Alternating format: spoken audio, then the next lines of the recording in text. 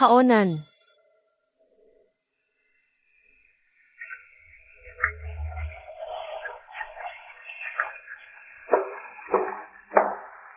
Haonan. Hindi ba't sinundo mo si Haoksun? Bakit ka ganoon kaagad nakauwi? Hindi mo alam, napagod ako sa pagpunta sa pabrika. Gusto ko rin mag-shower.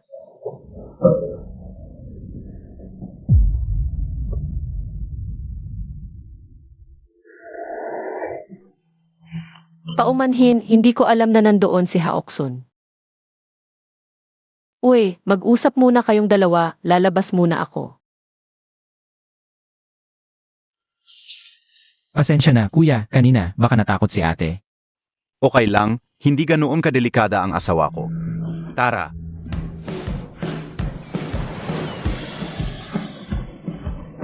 Umawak ng mahigpit. Haotson, alis na tayo. Kung mahulog ka, hindi kita sasagipin. Kung mahulog ka, hindi rin kita sasagipin.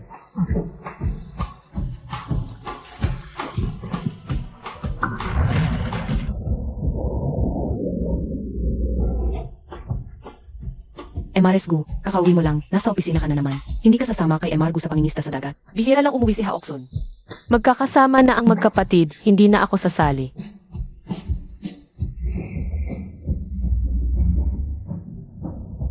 Unahan mo siya.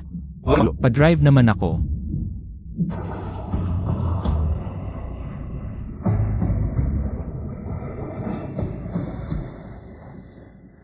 Haotson, matanda ka na, dapat mag-asawa ka na. Huwag na, bagay lang sa akin ang mag-isa, kung saan-saan. Mga manonood, may emergency weather alert sa dagat. Ang East China Sea ay magkakaroon ng malakas na alon at hangin.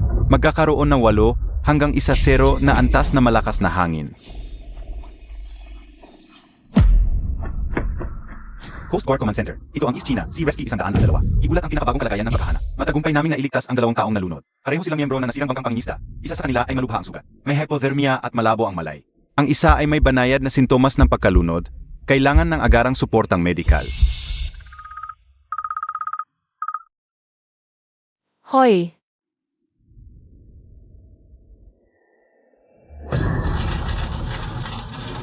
Haonan.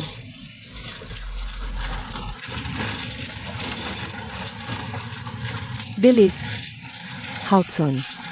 Haotson, gising ka. Haotson. Sandali, paalis muna. Haotson, naghihintay ang pamilya mo sa labas. Haotson. Haonan.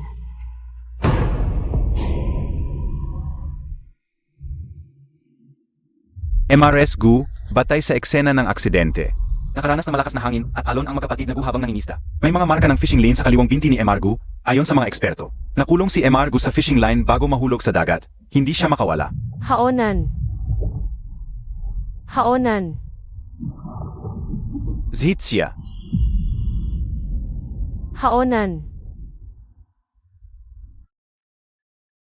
Doktor. 1 buwan na silang walang malay. Kailan kaya sila magigising? Malubha ang kalagayan ni Ginoong Gu, halos imposible na siyang magising. Mas magaan ang kalagayan ni Ginoong Chiao Gu. Pero hindi pa rin alam kung kailan siya magigising.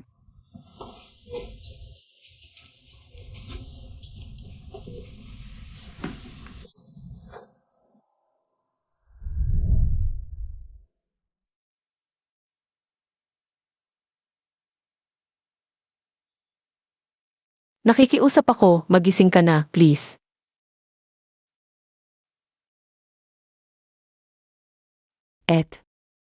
Gigising sila, kailangan nating maniwala. Tama. Hanapin natin ang mga bagay na dati nilang gusto, para magising sila.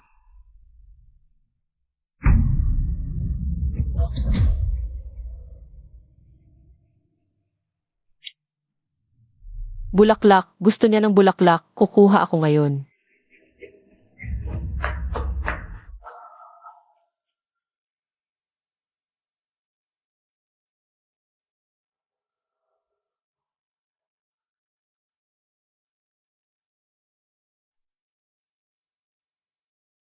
Gabi na, nag-aayos ka pa rin ng mga bulaklak. Nakalimutan mo ba kung anong araw ngayon? Anniversary natin. Mali ba ang naalala ko? Setyembre 2, araw na unang nagkita tayo. Nakalimutan mo pa iyon. Mali ako. Kahit anong parusa, tanggap ko.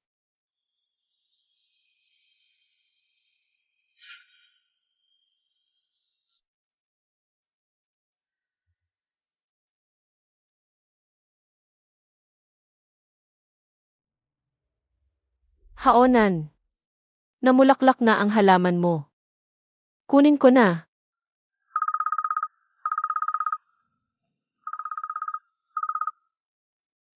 Hello, Ginanggu, nagising na si Ginunggu. ano? Nagising na ba si Haonan?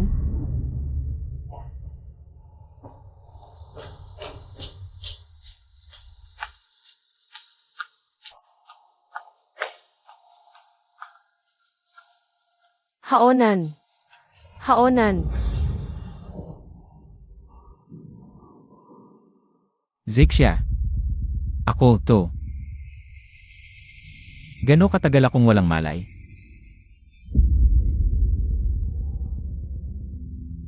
Haoksun. Ako si Haonan. Anong sinasabi mo?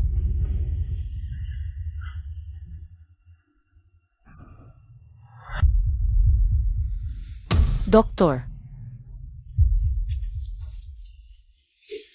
Sabi mo nagising na si Haonan. Bakit nakahiga pa rin siya? Si Ginunggu ang nagising. Sabi ni Bibi Yi. Hindi ba si Ginunggu yon? Hindi ba ako nagising? Haotsun, mabuhay ka, mabuhay ka.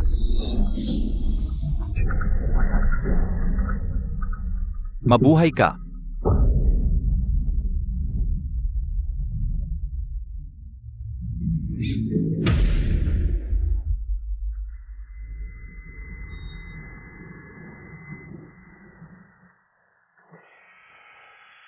Doktor, bakit niya inakalang? Si Haonan siya. Normal naman ang CT scan ng utak niya. Baka dahil matagal siyang nawalan ng oxygen sa utak. Kaya nagkaroon ng cognitive impairment. Kailangan na siyang makausap ng psychologist.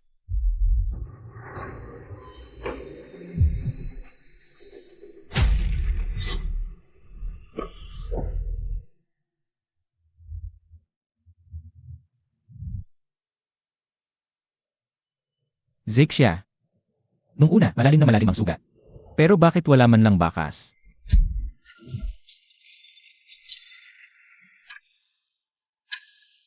Guha Oksun. Si Haonan ang nakagapos ng pampangisda, hindi ikaw. MRS Gu, kulang sa oxygen ang utak ni MR Xiaogu. Himala na nga na nagising siya. Kaya. Magkakaroon din ng ganitong himala si Haonan, di ba? Haotsun. Gising ka na, tingnan kita. Pumayat ka.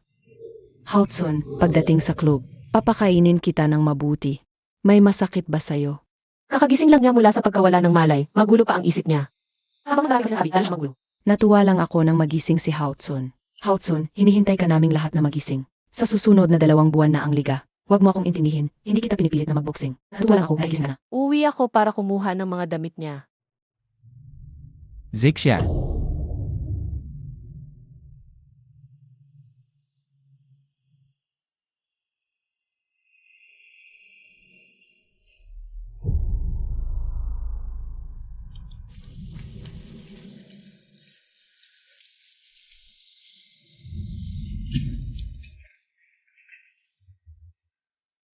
Nanay, Nandito si Zixia. May nangyari ba kay Haonan?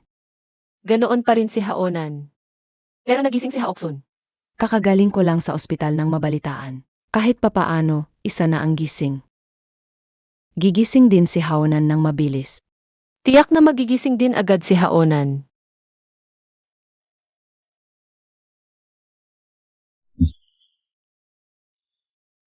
Ito ang kwarto ni Haotsun.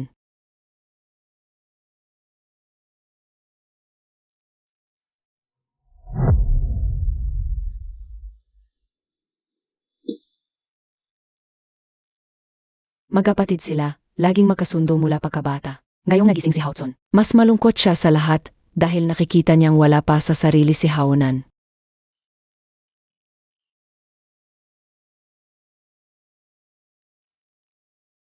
Hindi sila magkamukha. Magkaiba rin ang ugali nila. Palaging malikos si Haotson noong bata pa, hindi makapagtagal sa upuan. Bago namatay ang tatay nila, gusto niyang ipamana ang kumpanya sa magkapatid. Tumakas agad si Haotson nang marinig yun. Sabi ni Haonan, hayaan mo na siya, gawin niya ang gusto niya. Mabuting kapatid si Haonan. Mabuting asawa rin. Nasa aparador ang mga damit ni Haotson. Kukunin ko para sa'yo. CJ,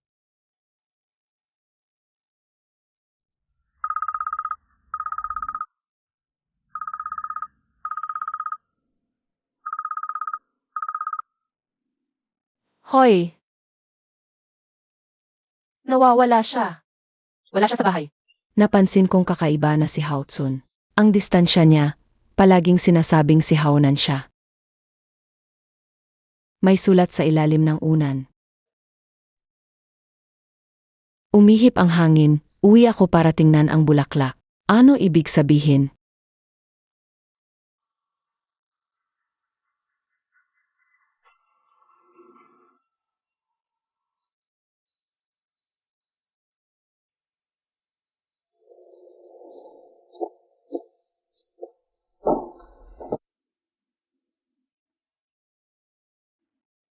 Kung hindi puputulin ang mga lumang dahon, mababali agad ng mga bagong tubo.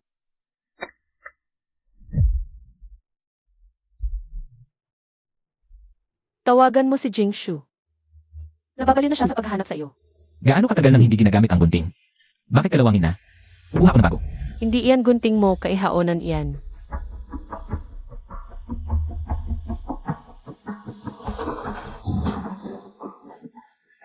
Tingnan mong mabuti.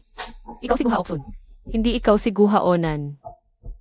Nakahiga pa rin si Haonan sa ospital.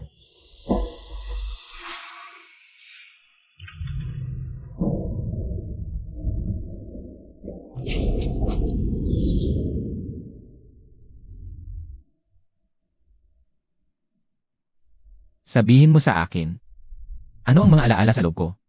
Anong alaala? 4 na taon na ang nakalipas. Setyembre 2, araw ng unang pagkikita natin. Sandali lang. Salamat. Pagkatapos, ipinahiram mo sa akin ng personal ang desis mo. Ito ang desis ko, maaari mo munang hiramin. Salamat. 1 taon na ang nakalipas. Nagpakasal tayo. Kami ang nagdisenyo ng wedding gown. Ikaw ang nagdisenyo ng lahat ng accessories at aksidente mo. Nasugatan ang kamay mo. Hindi dumating si Haoksun sa araw ng kasal. Tumawag siya sa video, binati tayo. Hindi mo na ba naalala?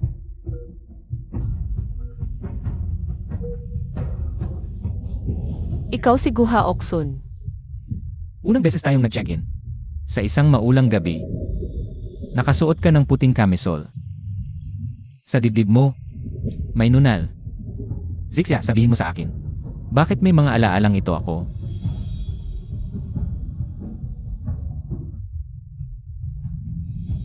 Zixia. Ako si Haonan. Bumalik na ako.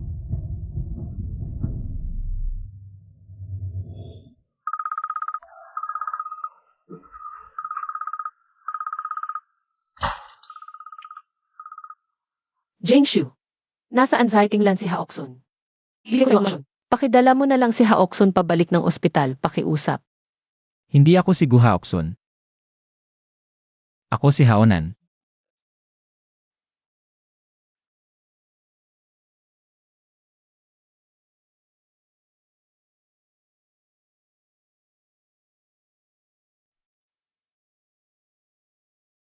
Haotson, may schedule ka pang psychological consultation. Sumama ka sa aking panahospital, pwede ba? Hindi ko kailangan ng psychological therapy. Kanino galing itong suot mong damit? Regalo ito ni Zixia sa akin para sa aming wedding anniversary. Ano ba talaga ang sinasabi mo? Sige na, Sumama ka na muna sa akin, pwede ba? Mabuting bata ka na. Halika na tayo.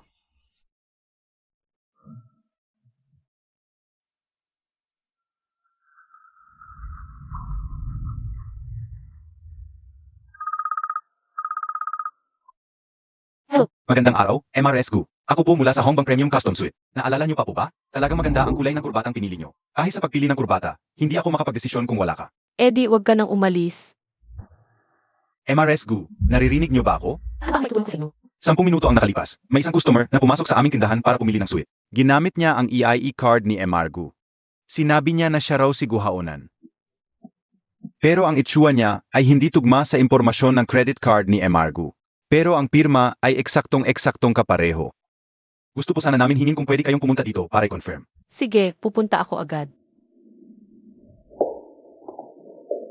MRS Gu, andito na po kayo. Nasaan siya? Nasa fitting room po.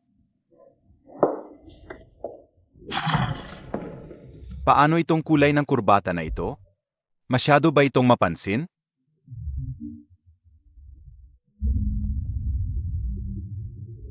Masyado ba itong matingkad ang kulay? Yung batang si Haokson. Lagi niyang sinusuot iyong mga palamuting ganito na kulay colorful. MRS Gu, sino po itong Ginoo? Siya ang kapatid ng aking asawa. Pwede naman niyang gamitin ang card niya. Zixia.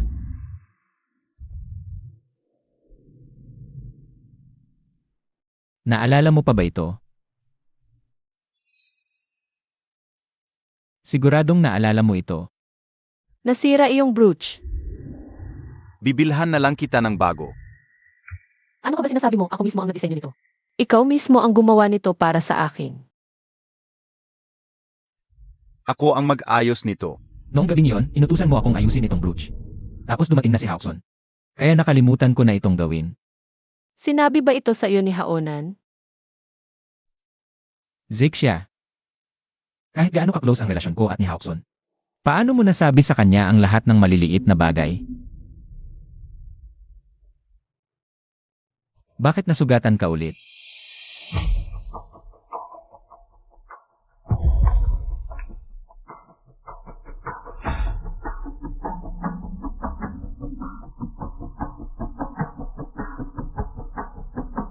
MRS Gu, ang card nyo. Salamat.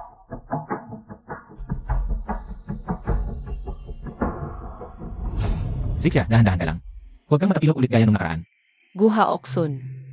Hindi ko alam bakit. Alam mo naman ang tungkol sa akin at Haonan. Maraming nangyari, pero huwag ka nang magwala. Zixia, ingat, ingat. Ingat. Naipit ulit ang paa mo, di ba? Nung nakaraan, ang kaliwang paa ko ang nasaktan. Zixia, huwag mo na akong subukan. Ang kanang paa mo ang nasaktan. Isang linggo na, hindi pa rin gumagaling. Kahit sa pag-cur, ako ang nagbubuhat sa'yo. Tama na. Hayaan mo akong sumuporta sa'yo. Tama na.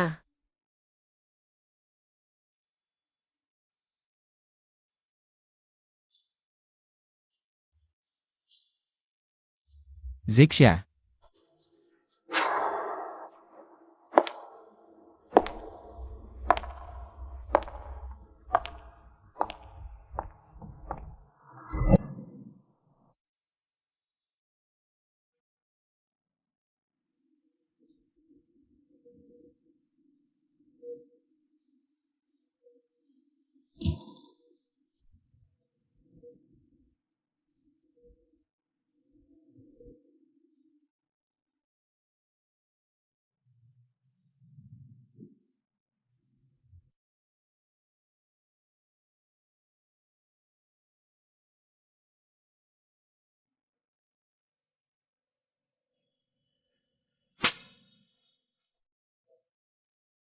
Gising ka. Kung hindi ka magigising, makakamkam ni Guha Okson ang lahat ng sayo. Ang asawa mo, lahat mapupunta sa kanya, alam mo ba? Gising ka.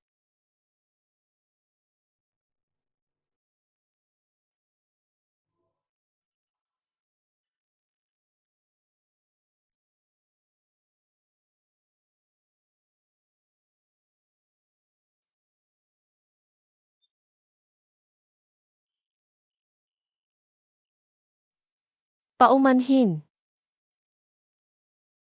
Ako gusto ko lang malaman kung bakit. Bakit alam na alam ni Guha Oksun? Ang lahat ng nangyari sa atin. Ang anniversary natin. Ang mga gusto ko. Tulungan ka. Ako na. Ako palagi ang nagsisigdal sa'yo. Bitawan mo. Totoo bang ang kaluluwa mo ay nasa katawan niya? Gising ka at sabihin mo sa akin, pwede ba?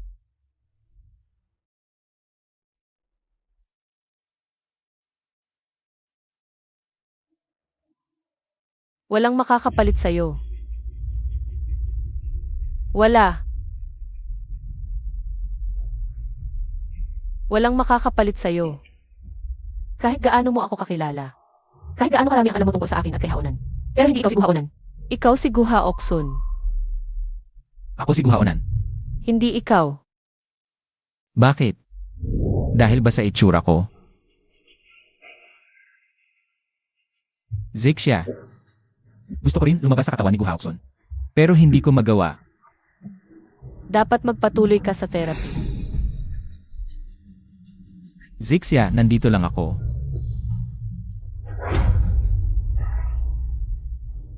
Nasaan ka ngayon? Nasa banyo. May salamin sa harap mo. Sino ang nakikita mo sa salamin? Si Guhaonan. Sigurado ka bang si Guhaonan ang nakikita mo? Hindi si Guhaotson. Haoksun.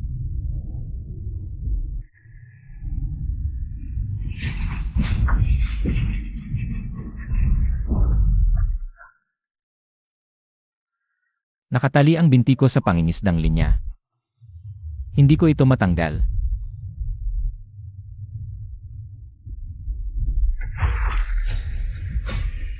Haotson. Haotson.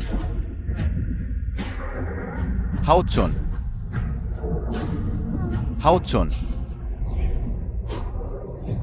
Haotson. Haoksun, sinusubukan niya akong iligtas. Haoksun, umalis ka na. Haoksun, Haoksun, huwag mo akong intindihin. Haotson, gumising ka. Haotson.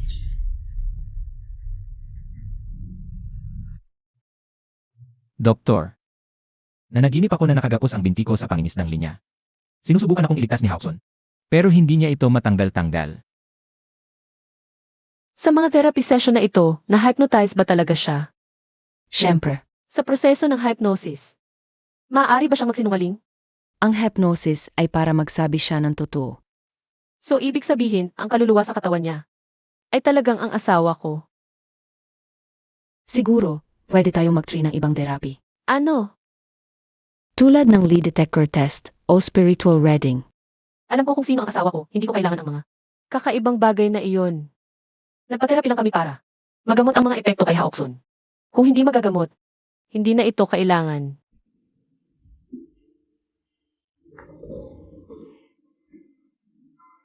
Pwede ka nang umuwi, sabi ng doktor. Darating ang driver mamayang hapon.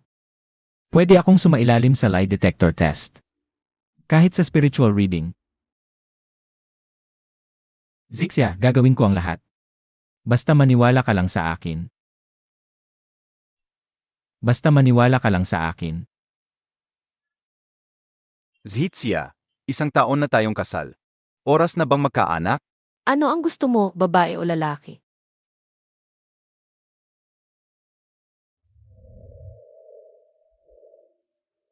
Haonan.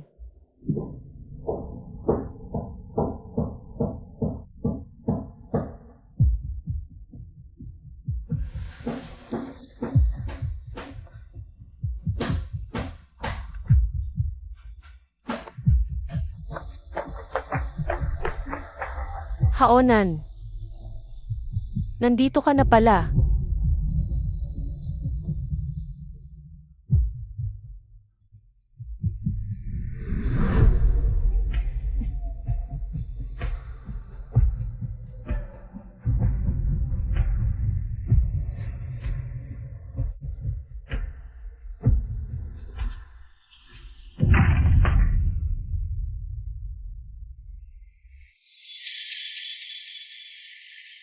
Guha Oksun. Bakit ka nandito? Hindi pa ako sinisang muli. Tanong ko, bakit ka nandito? Dapat nasa bahay ng Guka, di ba? Zixia, Huwag mo akong tawaging Zixia. Ako ang asawa ng kuya mo, tawagin mo akong ate. Umuwi ka na sa bahay ng Gu ngayon din. Umalis ka na. Alice. Ibalik mo ang apron ko. Kay haonan ang apron na yan.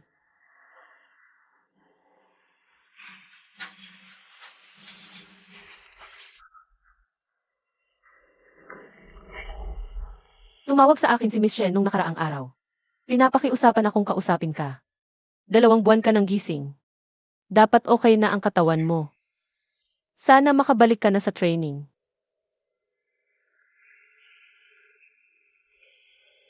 pero hindi ako marunong magboxing. Alam ko lang gumawa ng alahas. Marunong kang magboxing. Marunong ka.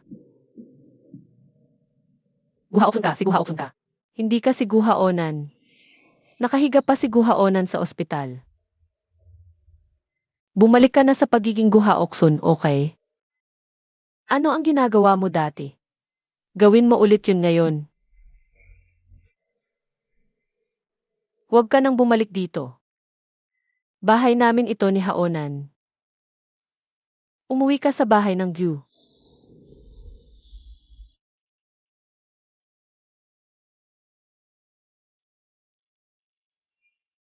Siyempre. Kung bilang kapatid ni Haonan ka pumunta dito, masaya akong tanggapin ka.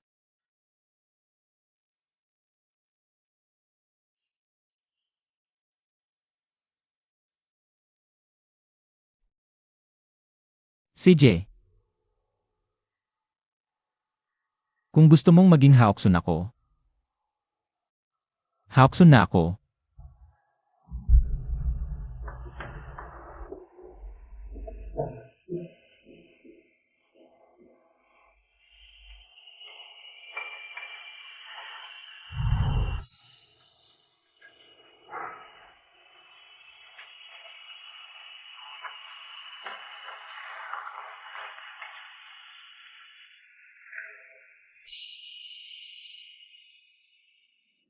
Ang panalangin ng dilim sa liwanag ay nakatago sa kadiliman nito. Sa kalaliman ng aking kamalayan, patuloy na umuugong ang sigaw. Kailangan kita. Zixia, kumain ka pa. Ang palat-payat mo na nitong mga nakaraang araw. Nangayayat ka rin, ma. Wala akong gana kumain mag-isa. Isang tao. Bumalik na si Haoksun, di ba? Bakit hindi siya sumalo sa pagkain? Si Haoksun, sabi niya babalik siya sa Amerika. Sabi niya, nakakalungkot makita ang kanyang kuya na nakahiga roon.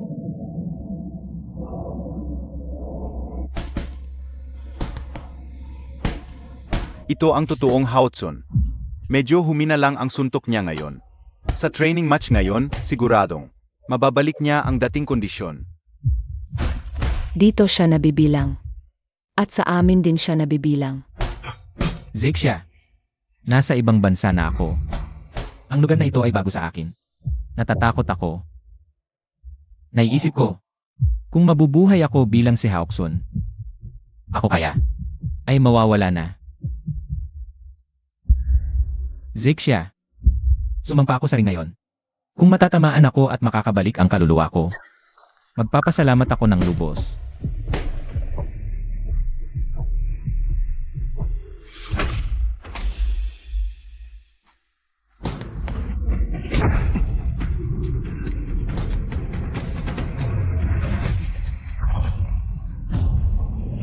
Tama na. Zixia, Ang mahal ko ay siguhaonan lang. Mula sa loob hanggang sa labas. Siguhaonan lang.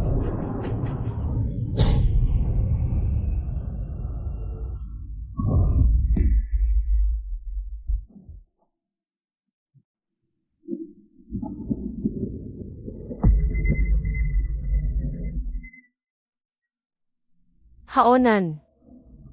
Haonan, ano lasing? Haoksun, Tumayo ka, Haotsun, isa. gising ka, Haoksun. Nagsisimula ka lang. Gising ka, isa. 2, tumayo ka. Doktor. 3, Anong nangyari? Kanina ayos pa siya. 4. Dalhin sa ER. 5. Bilisan. Haonan, 6. Ihanda ang defibrillator. Ito. Karga na. I discharge. 8. Alam kong masakit ito. Kung matatamaan at makakabalik ang kaluluwa. Huwag kang magkaroon ng problema. Susubukan ko.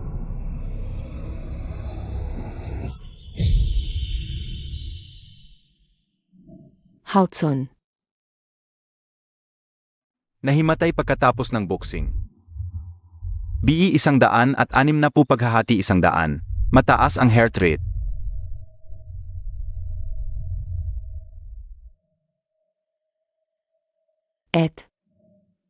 Hudson. Doktor, kumusta na si Haonan? Pansamantalang naging matatag, pero sa tulong lang ng mga makina. Pinapanatili ang mga palatandaan ng buhay. GNG, GU, sa labas, mukhang wala siyang malay, pero ang katawan niya ay nagsisimula ng malawakang mabulok. Talagang napakasakit nito. Kaya, GNG, GU, iminumungkahi naming tanggalin ang tubo para hindi na siya magdusa.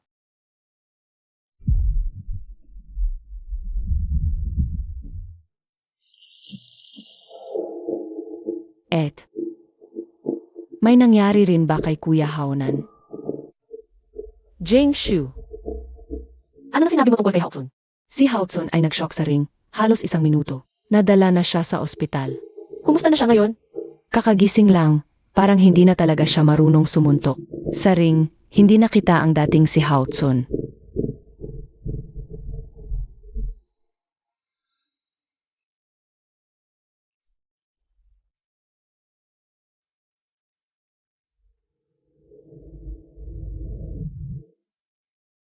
Iminumungkahi naming tanggalin ang tubo para hindi na siya magdusa. Haonan. Kung talagang aalis ka, sasamahan kita.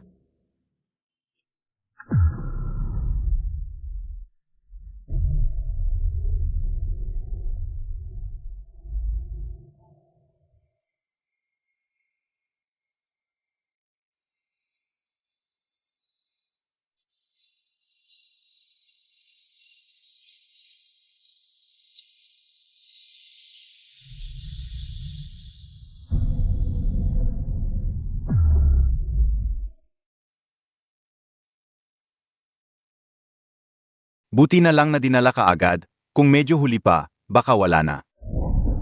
Kung alam ko lang na gusto niyang magpakamatay, bantayan ko siya ng palagi.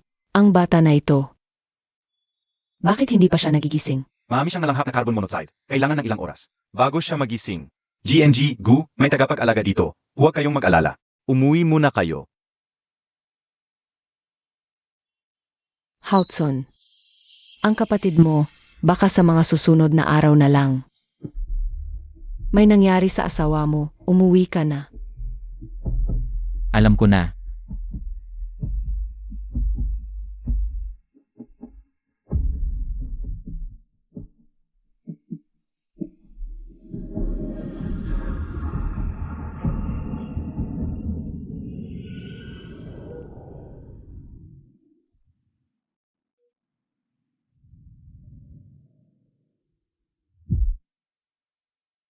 Zhitsia. Zhitsia.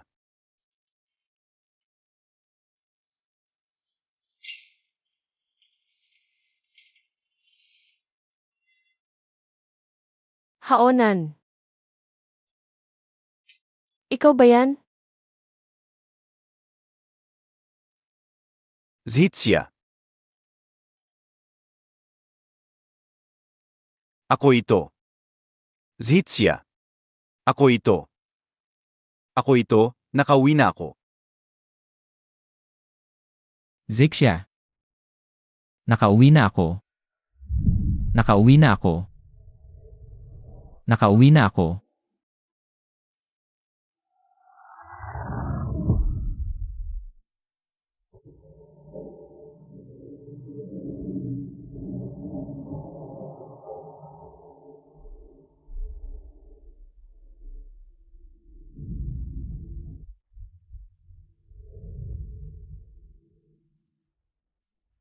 Nakauwi ka na. Nandito pa rin ako. Nasa katawan lang ako ni Haoksun. Nakikiusap ako sa'yo. Huwag ka nang gumawa ng ganyang kalokohan, okay? Kung mawawala ka, ano ang gagawin ko?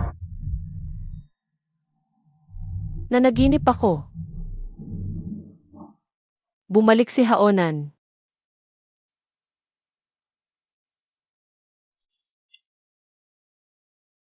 Zixia.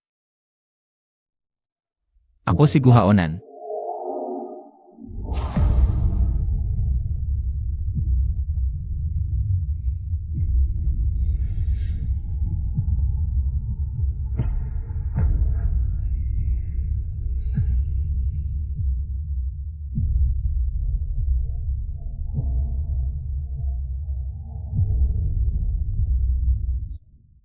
Naalala mo pa ba?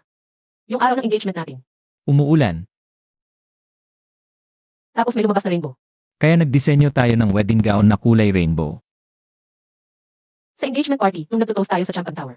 Ilang beses tayong nag-ensayo. Pero sablay pa rin.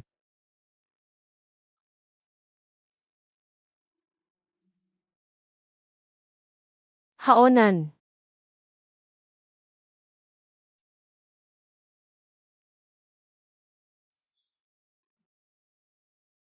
Ako, to.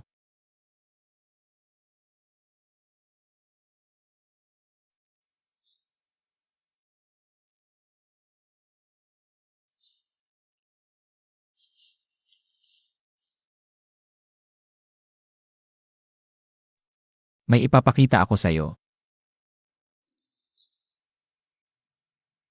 Naalala mo pa ba? To yung necklace na bigay sa'yo ng senior mo. Pero sinabi ko sa'yo, ayaw ko. Nasuot mo yung galing sa ibang lalaki. Tapos binuksan mo yung bintana, sabi mo sa'kin. Itapon mo na lang. Sabi ko, sige, itatapon ko.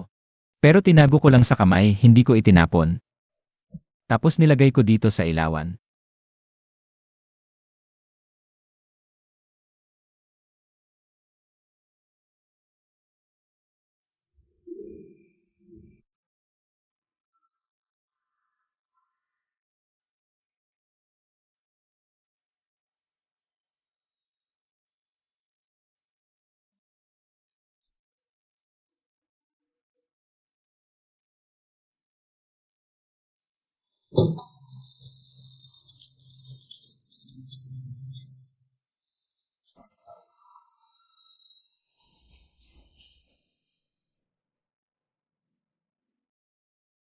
Yung kay Haonan.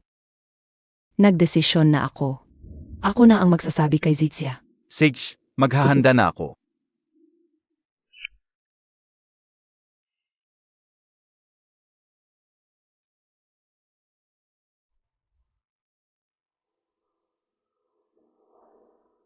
Magandang umaga.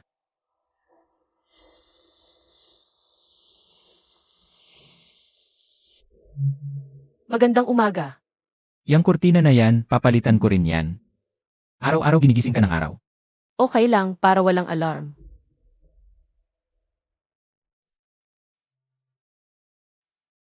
Bakit mo ko tinititigan? Muntik na. Hindi na kita matitigan ng ganito. Ako rin. Muntik na, hindi na kita maaakap.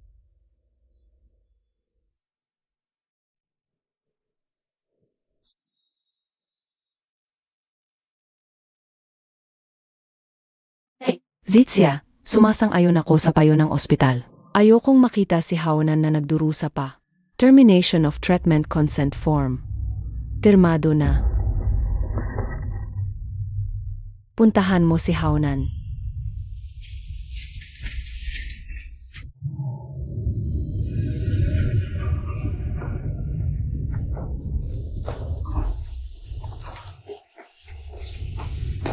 Haonan, haonan. Haonan. Bigyan mo kami ng 2 minuto.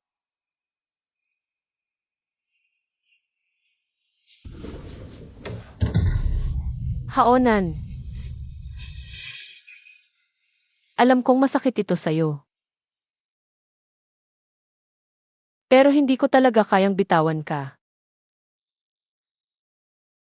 Haonan.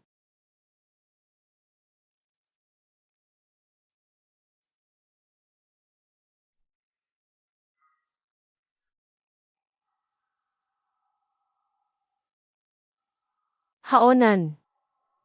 Haunan ko. Pumayapa ka na. Kakayanin ni Haotsun ang kumpanya. Alagaan din namin ng mabuti si Zixia.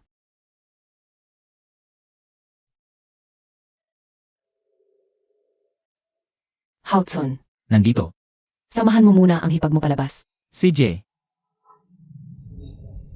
Tara na. Hipag.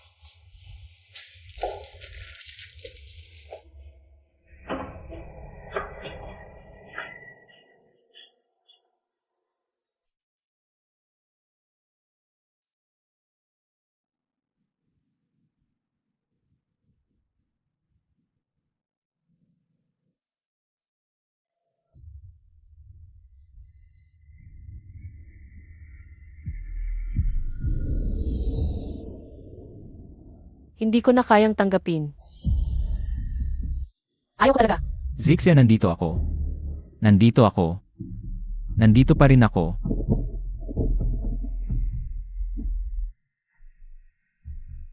Mananatili ako sa tabi mo magpakailanman. Hindi kita iiwan. Pero nakikita kita nakahiga sa kama ng ospital. Tapos dadalhin ka pa sa punerarya. Ako, Ako ito. Nandito pa rin ako.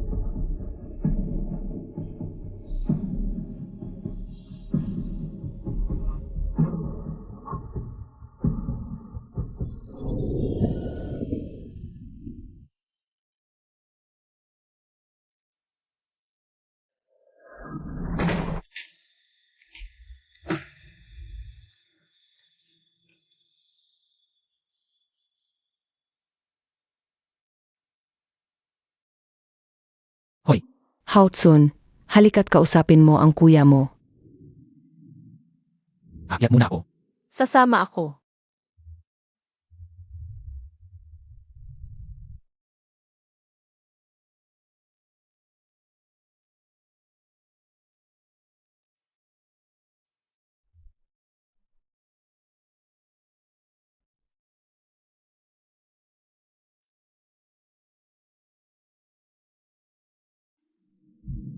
Hipag. Jing Shu.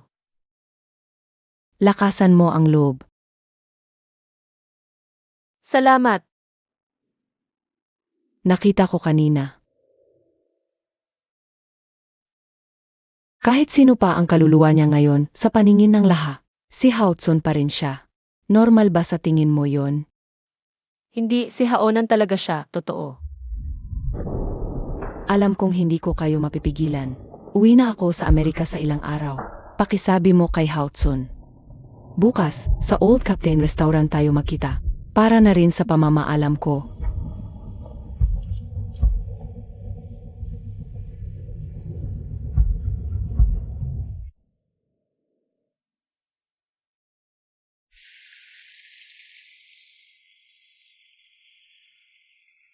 Kahit sino pa ang kaluluwa niya ngayon, sa paningin ng lahat, si Haotsun pa rin siya.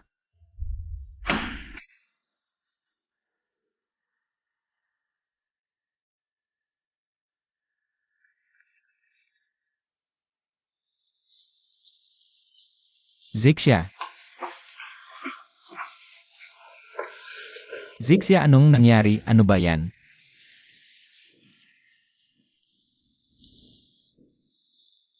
Ikaw ba yon?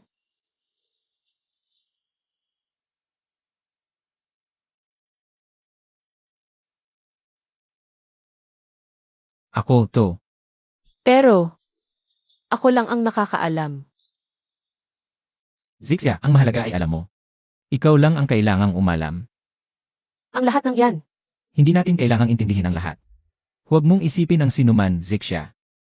Isipin mo na lang na sa mundo na to, tayo lang ang dalawa. Sige na.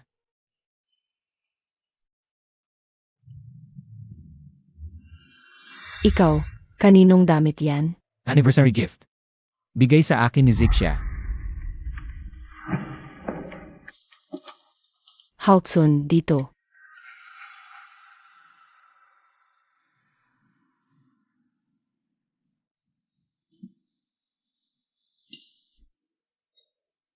Kumusta, Jingshu? Ang ganda ng coat mo. Ikaw ang kuya mo. Hindi na kasing laki ng katawan mo dati. Ipinagawa ko to.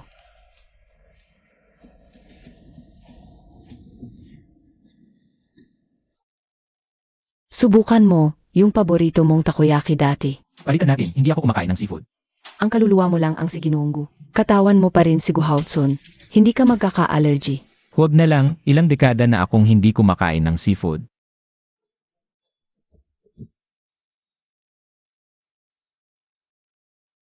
Uminom ka. Hindi ako uminom. Hindi na rin ako naninigarilyo. Hindi ako nangyayari. Kailangan mo bang gawin yan?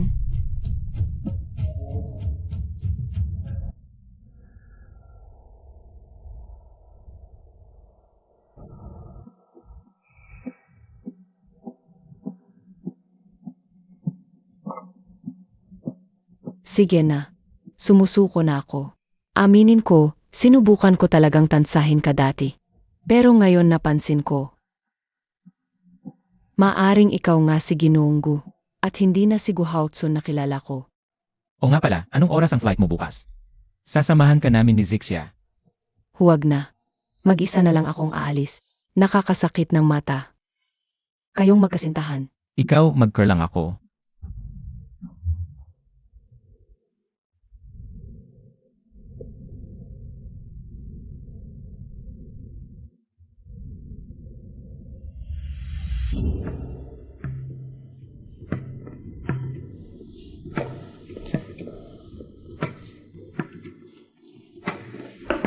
Pupunta lang ako sa CR.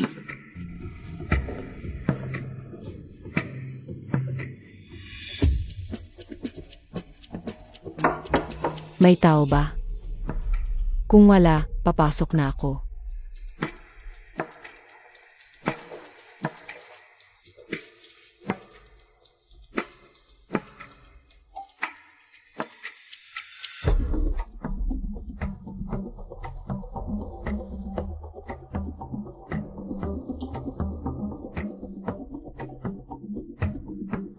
At tanong ko lang. Anong brand ng sigarilyo ang ginagamit ni Haonan? Sino ng lalaki to, di ba? Hindi naninigarilyo si Haonan. Ano na problema? Wala lang, nagkatanong lang. May naninigarilyo sa banyo kanina. Gusto mo bang lumabas ako? Hulihin natin siya.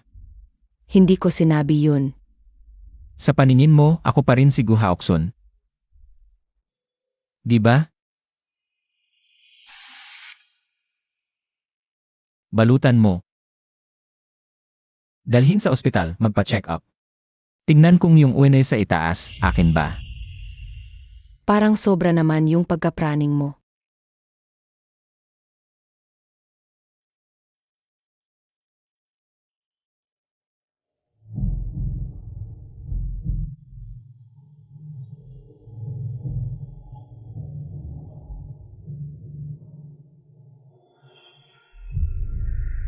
Kung ayaw mo kaming maghatid sa'yo. Edith, mag-ingat ka sa biyahe. Salamat. Jingshu. Ano yun?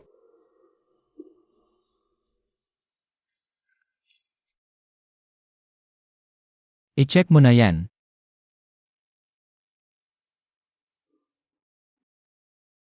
Kilala mo talaga ako, ano? Sa totoo lang, sa puso ni Haokson. Hindi ka naman talaga nawawala. Madalas niya akong banggitin sa'yo. Talaga? Ano-ano yung sinasabi niya tungkol sa akin? Sabi niya, magaling kang manager at sinubukan din niyang maging kaibigan mo.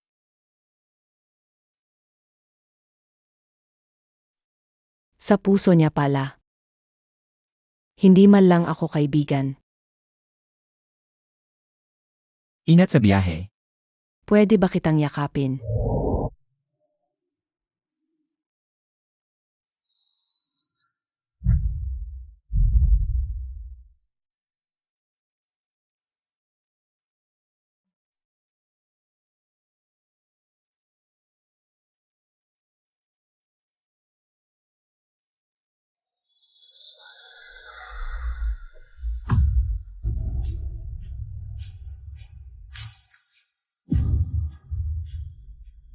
Si Hudson. Hindi niya ako kayakap ng ganyan.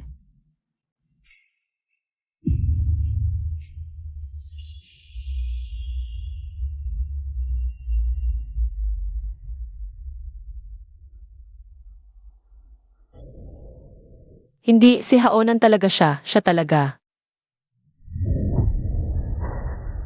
Sa paningin mo, ako pa rin si Gu Haoksun. Di ba?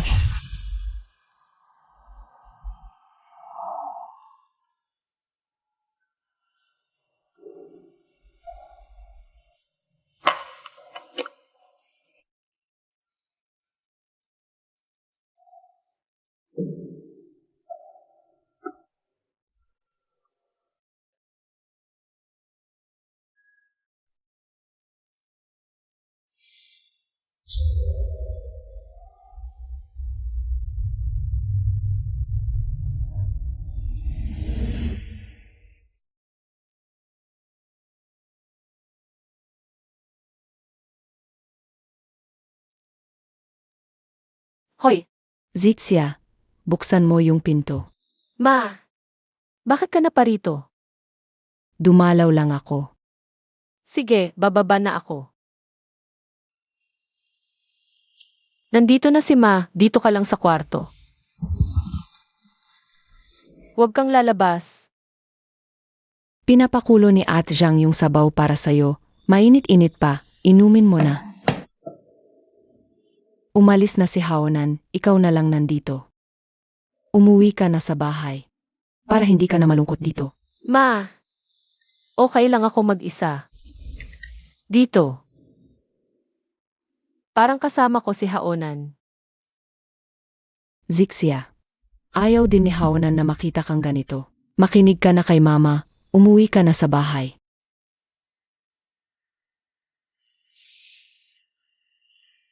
Pagkatapos ng libing ni Haonan, nawala na si Hudson, itong batang ito.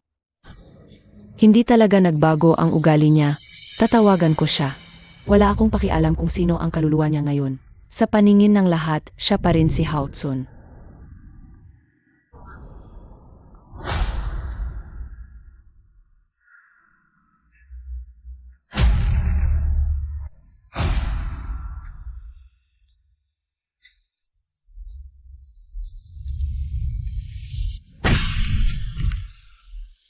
Huwag kang gagalaw, baka ka mapaso. Mama, pasensya na, nasabihan ko ang sabaw. Ayos lang, pag umuwi ka sa bahay, araw-araw may sabaw. Kukunin ko ang pampunas. Sage, Mama, nasaan ka na? Pumanaw na ang kuya mo, hindi maganda ang lagay ng manugang mo. Kahit uminom ng sabaw, wala siya sa sarili. Pakiusapan mo siya. Paalalahanan mo siyang umuwi sa bahay. May sasabihin si Hudson sa'yo, magkaedad kayo. Mas madali kayong magkakaintindihan.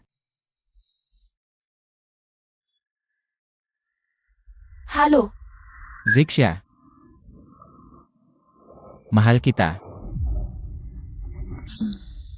Alam ko na. Zixia. Mahal mo ba ako? Ano ang sinabi ni Hudson? Ano man ang mangyari. Nandito lang ako sa tabi mo. Hudson, sabi ko sa'yo, araw-araw wala ka sa bahay. Hindi mo pinapansin ang kumpanya, hindi ka man lang tumutulong sa akin. Mama! Hindi na kailangan. Gusto ko sa bahay. Magtagal pa ng ilang araw. Sige, bumalik ka rin pagkatapos ng ilang araw. Ayusin mo ang mga gamit ni Haonan. Sunugin na lang ang dapat sunugin para sa kanya. CJ! Hudson, nainig mo ba? Pagkatapos ng ilang araw, sunduin mo ang manugang mo. CJ. Tagapangulo, pagkatapos pumanaw ni Jigu, bumagsak ang presyo ng stock ng kumpanya. Halos 15% ang nawala sa halaga. Ilang malalaking kliyente ang nagpapahiwatig na ititigil ang pakikipagtulungan sa atin. GNG, Gu, kailangan natin na isang taong makakapagpapanatili sa Gu Corporation. Ganito muna, pagbalik ni Hudson, ayos na ang lahat.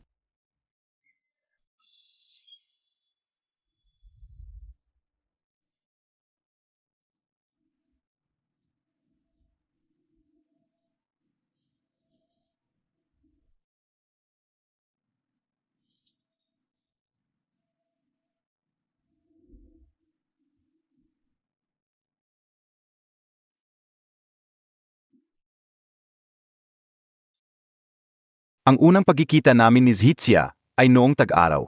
Mahaba ang buhok niya, kapag ngumiti, Paang sunflower.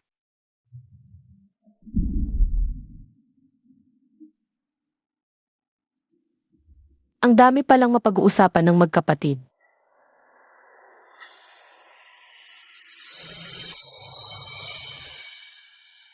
Kinabahan ako sa iyo.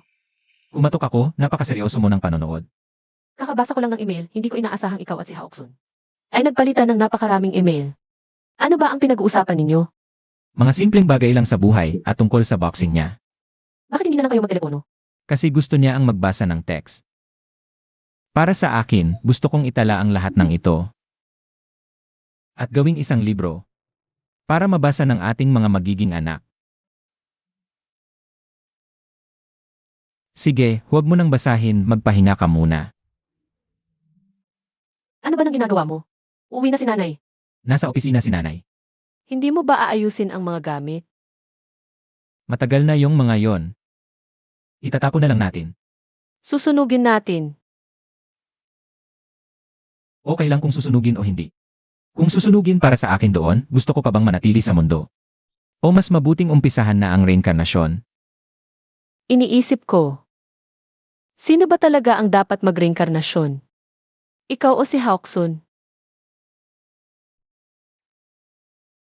Siguro si Haoksun. Nandito naman ako, di ba? Sana yung batang yon. Sa susunod na buhay, ay maging totoo sa sarili niya.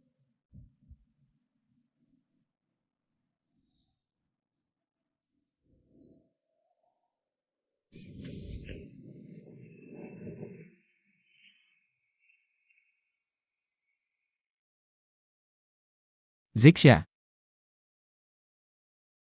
Mahal kita. Alam ko. Hindi mo alam. Bakit? Mahal kita. Ilang beses mo pa bang sasabihin yan? Mahal kita.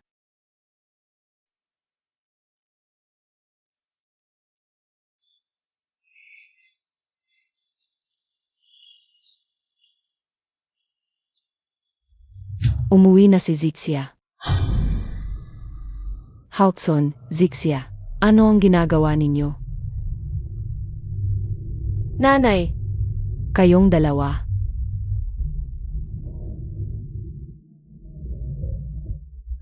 Nanay, pakinggan niyo muna ako. Hindi pa nga lumalamig ang katawan ng kapatid mo. Paano mo nagawa to?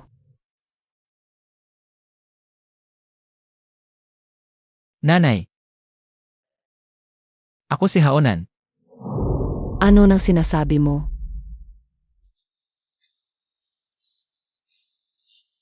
Maupo ka muna.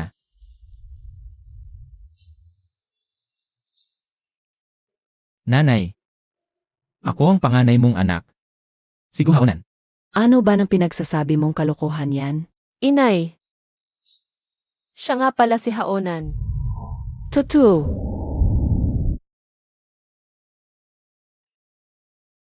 Anong kalokohan ang sinasabi niyo dalawa? Inay, alam ko, maaaring mahirap itong paniwalaan para sa iyo.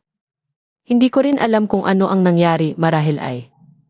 Nang pareho silang nahulog sa dagat noon. Ang kaluluwa ni Haonan, pumasok sa katawan ni Haoksun. Inay, maniwala ka sa akin, siya nga talaga si Haonan. Baliw. Nababaliw na kayong dalawa. Haoksun, umalis ka at bumalik ka na sa Amerika. Umalis ka. Inay, Zixia. inay, Zixia. ako. Nang una ay nahirapan din akong paniwalaan siya. Iniisip ko rin na imposible ang ganitong bagay. Ngunit pinatunayan niya ito sa akin sa maraming ebidensya. Siya nga talaga si Haonan. Alam niya ang lahat ng tungkol sa atin. May pareho rin siyang ugali kay Haonan. Gusto rin niya natakpan ang toothpaste ang buong toothbrush kapag nagsisipilyo. Saka, gusto rin siyang matulog sa kaliwang bahagi ng kama at ang kanilang sulat kamay ay eksaktong magkapareho. Ayaw din niya ng paninigarilyo at pag-inom ng alak. Tama na, tama na. Ayaw ko nang makinig pa. Ito ay talagang napakawalang kwenta. Buti na lang nailigtas ka agad. Kaunti na lang at patay na talaga siya. Zixia.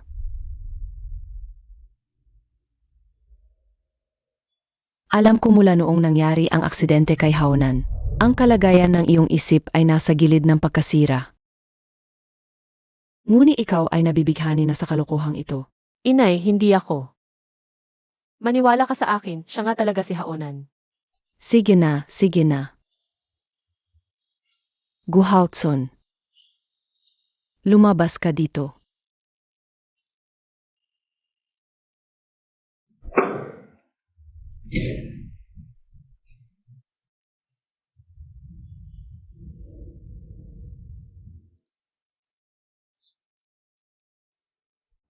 Zixia,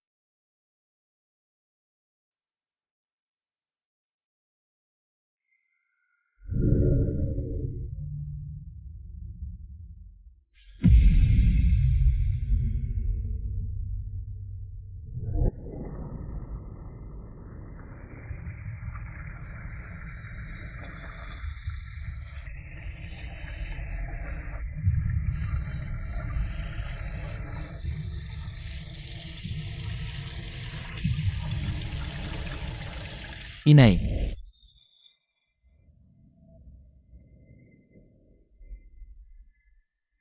Ang nangyari ngayon ay ibabaling ko na lang na bulag ako. Wala akong nakita. Mula ngayon, huwag ka nang makipag-ugnayan kay Zixia kahit ano paman. Bumalik siya dito, ikaw ay bumalik sa Amerika. Inay. Alam kong mahirap tanggapin itong bagay na ito. Ngunit sinasabi mo, paano mo ako papayagang patunayan? Ako talaga si Gu Haonan. Lumuhod. Lumuhod ka at mag-isip-isip kung ano ang mali mong ginawa. Karapat dapat ka ba sa yumaong tatay mo at sa kapatid mong kakamatay lang?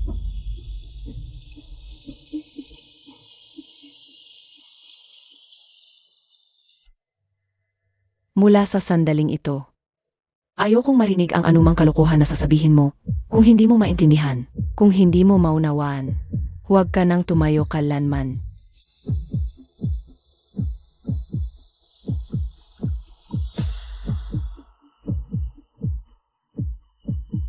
Zixia, mahal mo ba ako? Ako lang ang nakakaalam, maniwala ka sa akin, siya talaga si Haonan.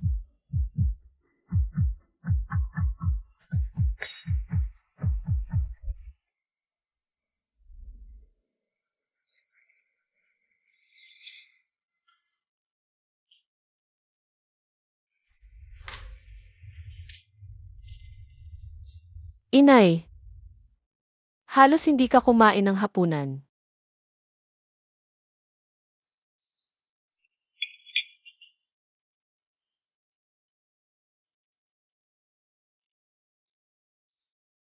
Zixia. Alam kong hindi mo matanggap ang pagpanaw ni Haonan. Ngunit wala na siya, hindi na mababago ang katotohanan ito. Bilang isang ina, mas masasaktan pa ako kaysa sayo. Ngunit hindi ako hanap ng pamalit sa kanya. Inay, hindi siya pamalit, si Haonan talaga siya.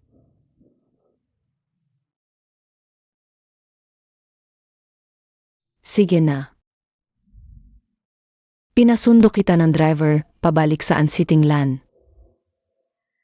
Kapag naunawaan na ni Haotson at gustong bumalik sa Amerika, saka kita susunduin.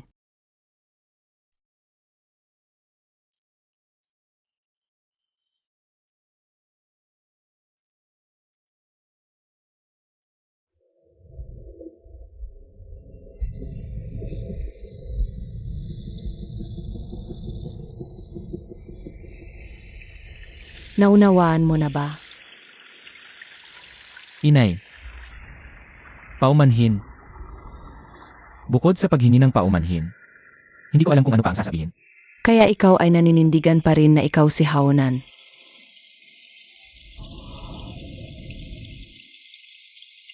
Nawala na ang aking panganay na anak. Gusto mo pa bang mawala ang aking bunso? Alam kong makasarili ang paggawa nito. Ngunit wala akong magawa. Alam mo palang makasarili ka. Wala akong pakialam kung anong kalokohan ang pinagsasabi mo, na ikaw ay iyong kapatid. Ngunit naisip mo ba kung ano ang sasabihin ng ibang tao sa atin? Ano ang sasabihin ng mga tao sa kumpanya sa atin? Ang daang taong pundasyon ng Gu Clan ay umaasa pa sa iyo. Sa kalagayan mo ngayon, Paano mo pamamahalaan at pangungunahan ang Guklan? Maraming tao ang umaasa sa iyo para sa kanilang ikabubuhay.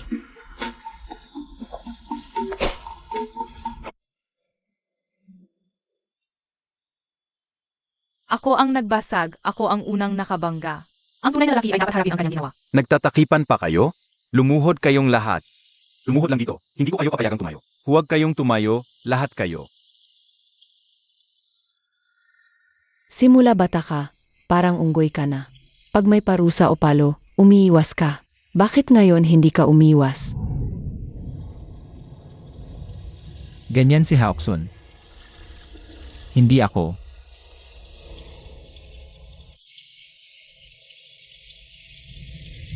Tumayo ka. Tumayo ka na.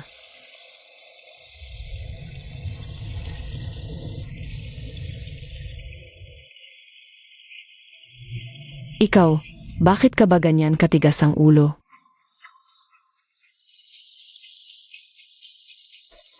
Ma. Uwi na ako para samahan si Zixia.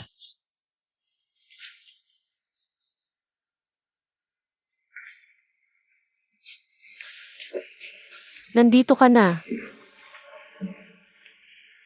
Bakit nasugatan ka? Si Mama ang pumalo sa akin. Una niya akong sinaktan mula nung bata ako. Okay lang ako. Pero kawawa naman ang katawan ni Haoksun. Pero matibay naman yung lalaking yon para sa kanya. Hindi ang sakit. Kuha ko first aid aso. Huwag na, umupo ka muna. Bilisan mo.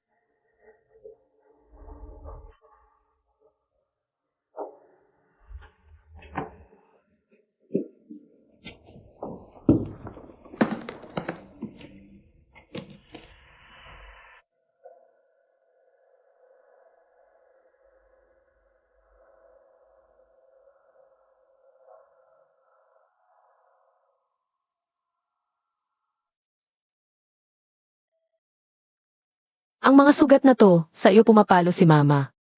Parang sa akin din. Hindi ko inakala na tayo ay magiging labag sa moralidad. Zixia. Ako si Guhaonan. Mag-asawa naman talaga tayo.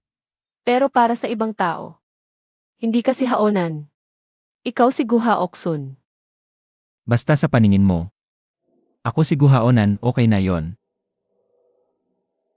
Sabi ni Mama, nawawala na ako sa sarili ko. Sa tingin mo, nawawala na ba talaga ako sa sarili ko? Natatakot ako na baka panaginip lang ito lahat. Na baka isang araw, magigising ako at ikaw. Hindi ka na si Haonan. Ako pa rin ang iyong Guhaonan. Ngayon. At sa hinaharap.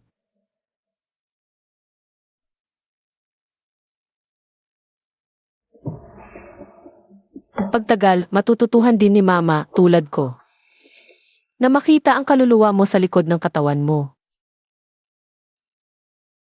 Sa paningin ko, pareho ka pa rin dati.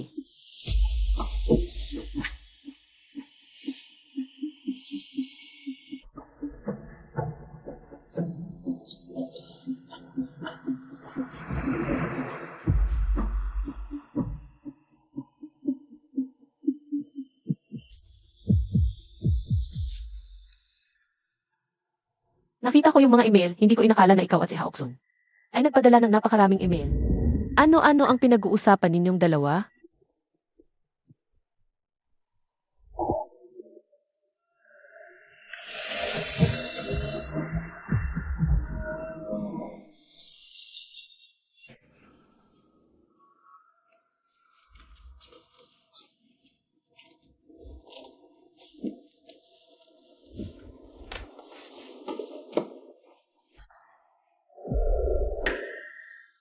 Ano ang hinahanap mo sa kalagitnaan ng gabi?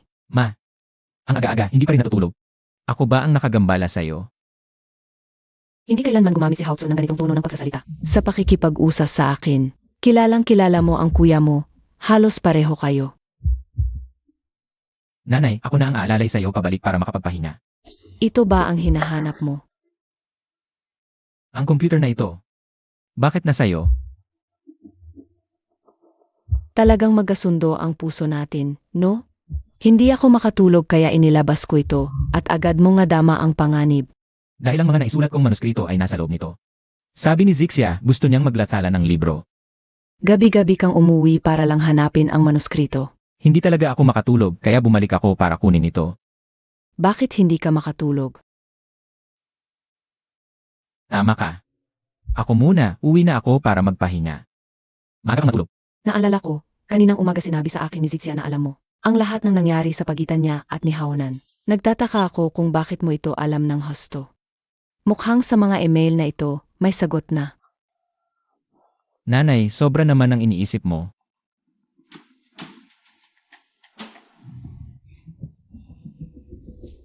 Bukas, sa pagpupulong ng board ng Gu Corporation, ikaw ang mamumuno, pwede ba? Walang problema, palagi naman akong gumagawa nito. Nanay, huwag kang mag-alala. Uwi na muna ako.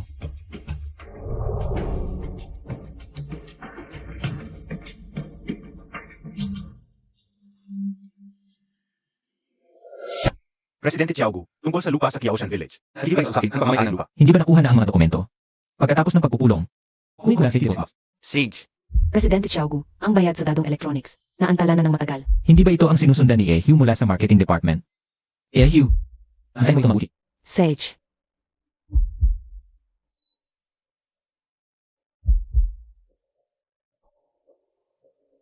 GNG, Gu, hindi mo na kailangang mag-alala pa sa hinaharap. Kakabalik ang ni Presidente Xiaogu mula sa ibang bansa. Pero alam na niya ang lahat ng pang-araw-araw na operasyon.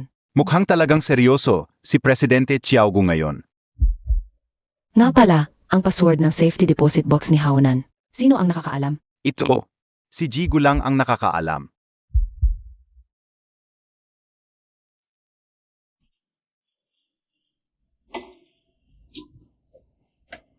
Nanay, Hindi ko maisip kung paano mo nalaman. Ang password ng safety deposit box ng kuya mo. Secretary Liu. Ipasa mo ito kay Zhang at ayusin agad ang usapin sa Qiaoshan Village. Sig. Kanina, pinuri ka ni Boss Zhao, sinasabing may ugali kang katulad ng kuya mo. Nakakagaan ng konti ng loob ko, Hao Tsun. Ikaw na ang bahala sa kumpanya, alagaan mo ito ng mabuti. Maraming tao ang umaasa sa atin para sa kanilang ikabubuhay. Nangako ako sa inyo ng gabing iyon, gagawin ko ang lahat ng makakaya ko. Masakit pa ba ang sugat mo? Hindi na. Matibay ka naman talaga.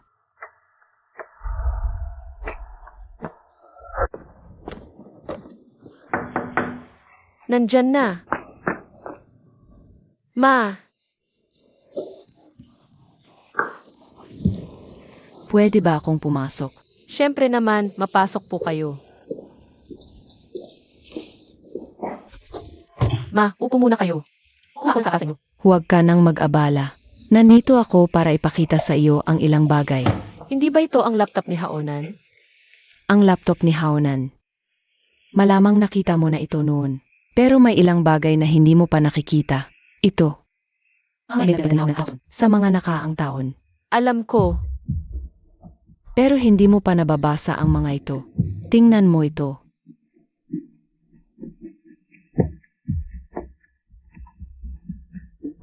Ang ganda talagang mamulaklak ng mga halamang ito. Magaling mag-alaga ng halaman si Haonan. Mula pagkabata, maselan na siyang bata. Noon, ang mga mamahalin at mahirap alaga ang halaman sa bahay, ay si Haonan ang nagpapabuhay.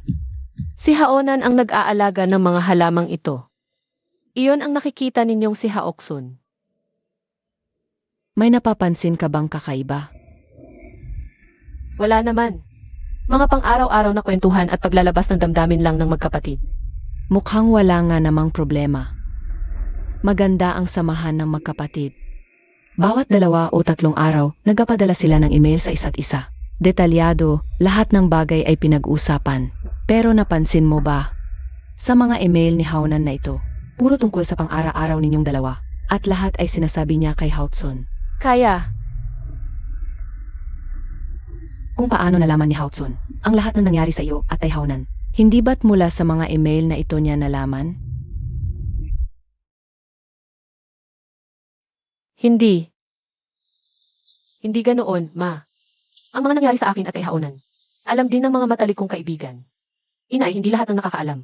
Sa bagay tungkol sa akin at kay Haonan, Ay si Haonan. Hindi ako baliw. Hindi rin ako nabaliw. Pero hindi siya si Haonan. Siya ang bunso kong anak, si Haotsun. Zixia. Kailangan ng kumpanya si Haotsun ngayon. Balak kong ipadala ka sa ibang bansa. Para magbakasyon sandali, Zixia. Matapos mawala si Haonan, nagulo ang kumpanya. Para sa daang-daang tao sa kumpanya, tulungan mo ang inay. Ayaw mo ring makita na ang pinaghirapan ni Haonan. Sa loob ng maraming taon ay masira, di ba?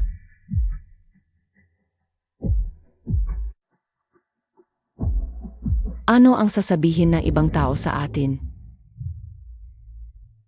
Ang daang taong pundasyon ng GU ay umaasa pa rin sa'yo.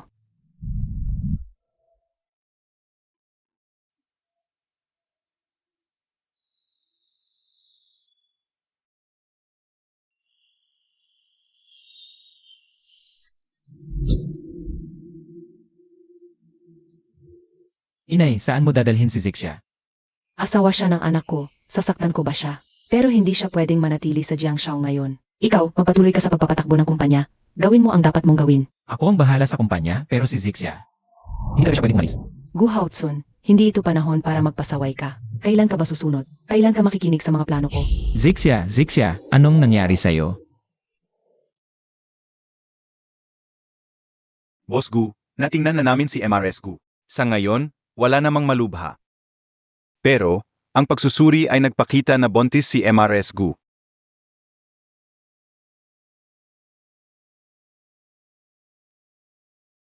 Ilang buwan na siyang buntis. Mga 5 linggo, siguro. Naintindihan, salamat Dok. Sige.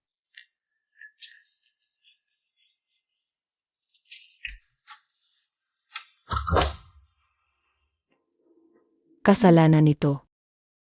Talagang kasalanan nito. Inay, lumabas na tayo para mag-usap. Zixia. Inay, Gusto kitang tanungin ng inay, dapat alam mo. Kung kaninong anak ang nasa tiyan mo, di ba? 5 linggo ng buntis. Hindi mo sasabihin sa akin na kay Haonan ito, di ba?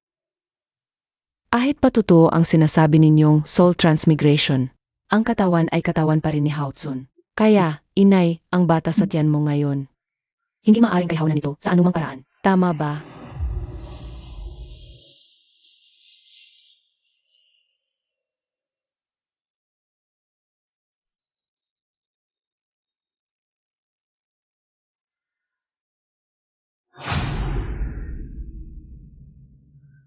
Zixia. Alisin mo ang bata. Inay, hindi natin pwedeng ituloy ang bata. Gu Haotsun, hindi ko hahayaang makaapekto ang iskandalong ito sa pamilya Gu. Bago pa lumala ang sitwasyon, tanggalin na natin ang bata. Tapos sumama ka sa akin sa ibang bansa pansamantala. Zixia, iyon na ang pasya. Inay. Wala nang pag-usapan.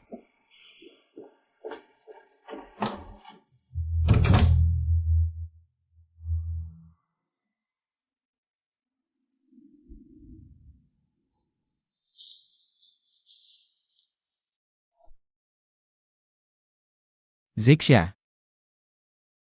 Pasensya na sa hirap na dinanas mo. Hindi pa kayang tanggapin ng inay ngayon. Pero mag-isip ako ng paraan. Ang bata sa tiyan mo ngayon, hindi talaga pwedeng kay Haonan. Tama ba? itong bata. Hindi natin pwedeng tanggalin ang bata. Ito ang unang anak natin. Magkakaroon pa tayo ng pangalawa. Pangatlo, Mukhang tama si inay. Palagi kong hindi napapansin. Sabi niya baliw tayo. Parang totoo nga, parang nababaliw na tayo. Hindi ko na alam kung ikaw ba si Haoksun o si Haonan. syempre si Haonan ako. Pero ang katawan mo ay kay Haoksun. Ang batang ito kay Haoksun ba?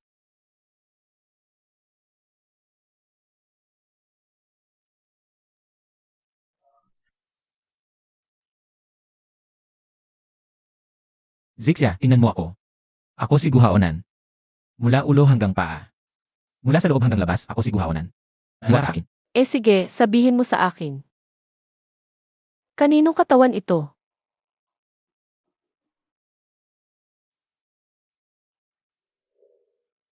Narito na, Madam Gu, narinig namin buntis ka. Ilan na bang linggo ang buntis mo? Madam Gu, 4 na buwan nang nakalipas ang aksidente ni Emargo. Ang sanggol sa tiyan mo, kanino? Umalis kayo dyan. Magbigay naman kayo ng komento. Sagutin naman po ang tanong, Madam Gu. Madam Gu, noong nakaraang linggo, si Gu Haonan, General Manager ng Gu Group, na nalunod at 4 na buwang walang malay, ay pumanaw. Ngunit makalipas ang 5 linggo, kumalat ang balita na buntis ang kanyang asawa. Huwag mo nang tingnan yan. Puro kasinungalingan yan. Tama naman ang sinasabi nila. At least, sa panlabas na anyo, ganun niya. Zixia. Huwag mo silang pansinin. Paano ko di papansinin?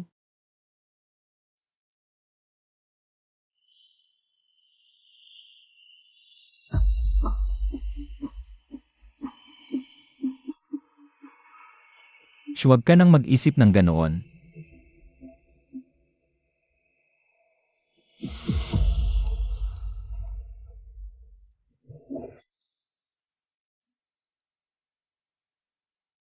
Alam mo ba ang kalagayan sa labas ngayon?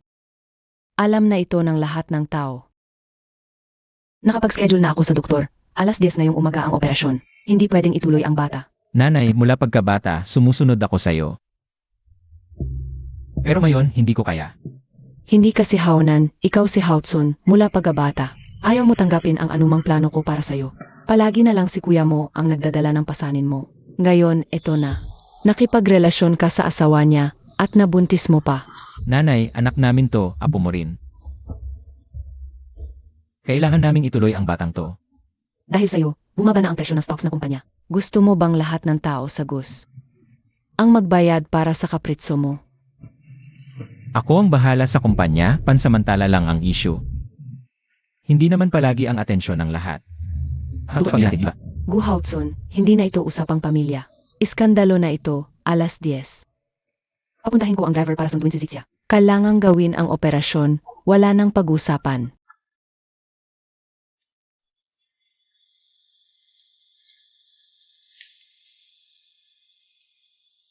Tumawag si nanay. Huwag mo pansinin, mukha kang pagod, matulog ka muna. Huwag ka muna pumunta sa kumpanya sa mga susunod na araw. Bumababa ang presyo ng stocks ng kumpanya. Dahil sa akin, Huwag mo nang isipin yan. pinaghirapan mo yan, paano ko di iisipin?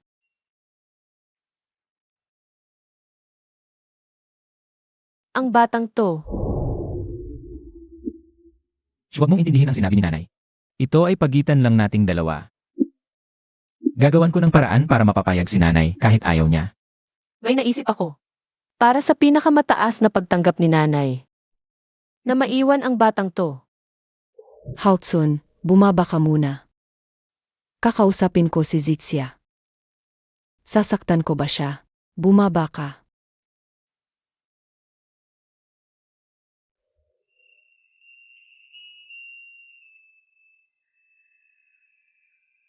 Zixia, tanungin kita. Sigurado ka bang si Haonan talaga siya? Kaya, si Haonan pa rin ang mahal mo. Siyempre, si Haonan siya. Mahal ko rin si Haonan. Kaya, wala namang problema kung i-anunsyo natin sa publiko na ang batang ito ay kay Haonan. Tama ba?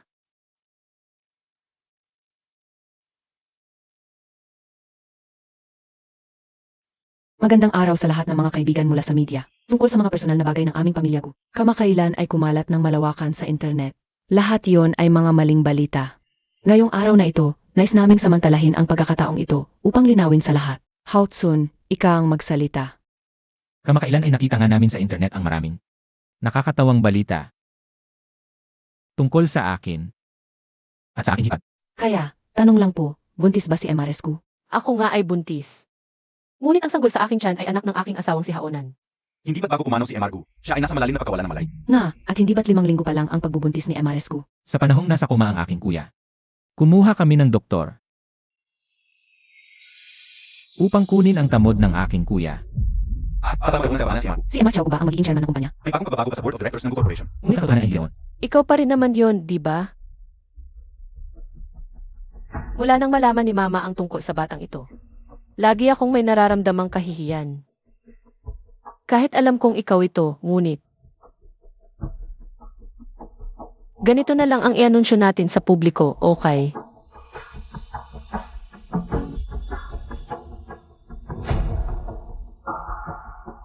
Sige, basta't komportable ka.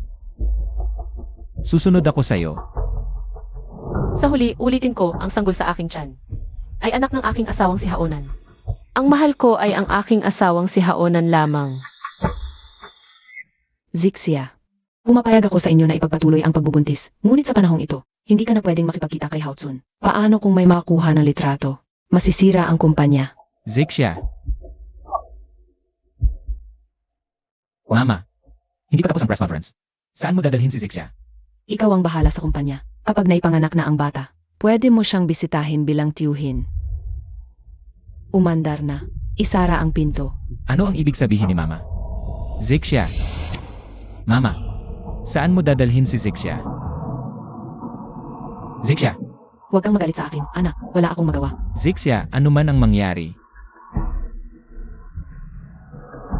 Nandito lang ako sa tabi mo. Paano kung wala ka? Ano nang gagawin ko, Zixia?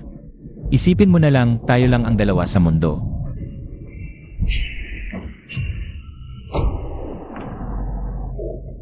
Pa.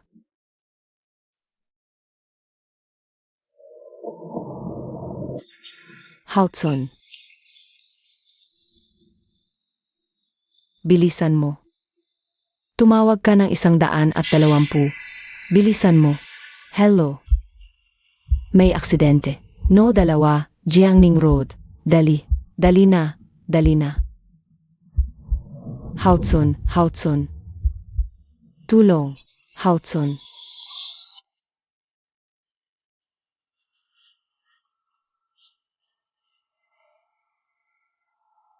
Walang malubhang nangyari kay Emar Xiaogu. Huwag kayong mag-alala. Nauntog ang batok niya, pero walang internal bleeding sa utak. Hindi naman masyadong malala, magigising din siya agad.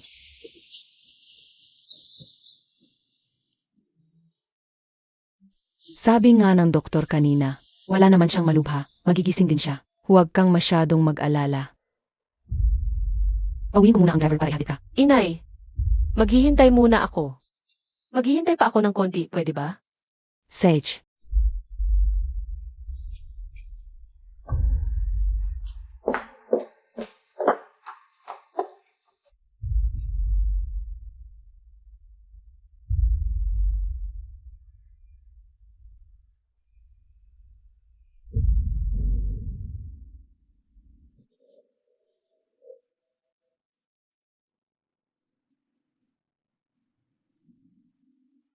Pakisuyo, pabayaan niyo pong manatili si Haonan sa tabi ko magpakailanman.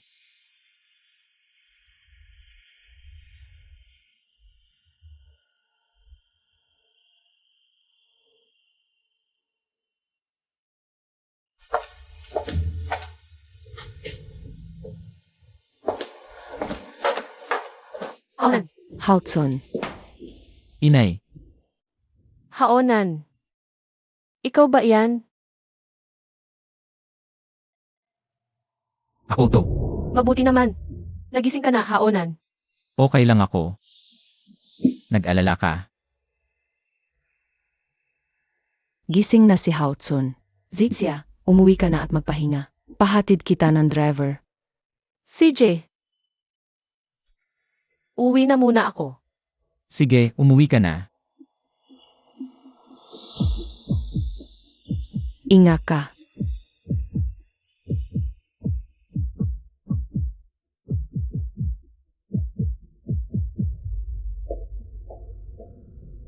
Okay ka lang ba? Okay lang ako, inay. Nag-alala ka. Umuwi na rin kayo. Hintayin ko na lang ang driver pagkatapos niyang ihatid siya. Para sunduin ako. Mahirap din para sa kanya. Buntis pa lang. Mukhang may morning sickness pa. Dahil sa pag-aalala sa'yo, naghintay siya sa ospital hanggang ngayon. Kanina pa. Nakita ko pa siyang nagdasal sa langit. Hindi, mali ang sinabi ko. Hindi siya nag-aalala sa kalagayan mo.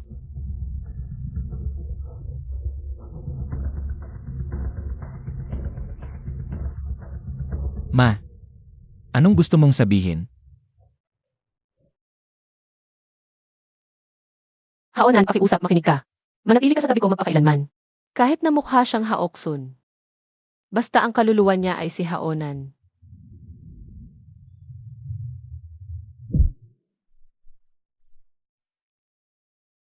Pagkatapos ng panahong ito, at ng mga pangyayaring ito, ngayon naniniwala na ako. Ma, ibig sabihin pumapayag ka na sa amin. Huwag kang magmadali. Hindi pa ako tapos magsalita. Ang ibig kong sabihin ay, naniniwala ako kay Zixia, na itinuturing kanyang si Haonan talaga. Ma, ako naman talaga si Haonan. Sabi ko, naniniwala ako kay Zixia. Pero hindi ko sinabing naniniwala ako sa'yo. Kanina, nang makita ko siyang sobrang kinabahan, akala ko nag-aalala siya sa'yo. Pero ang totoo, nag-aalala siya kay Haonan, na mawala sa katawan mo. Haotson. Isantabi muna natin ang moralidad at opinyon ng iba. Sa pagtalikod mo sa sarili mo. Ibig sabihin, habang buhay, kailangan mong maging kapatid mo. Hindi ka na pwedeng maging ikaw mismo.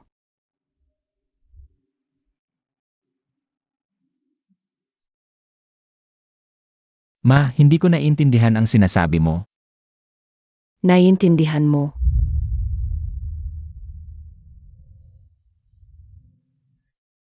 Ganyan mo siya kamahal. Karapat-dapat ba talaga ito?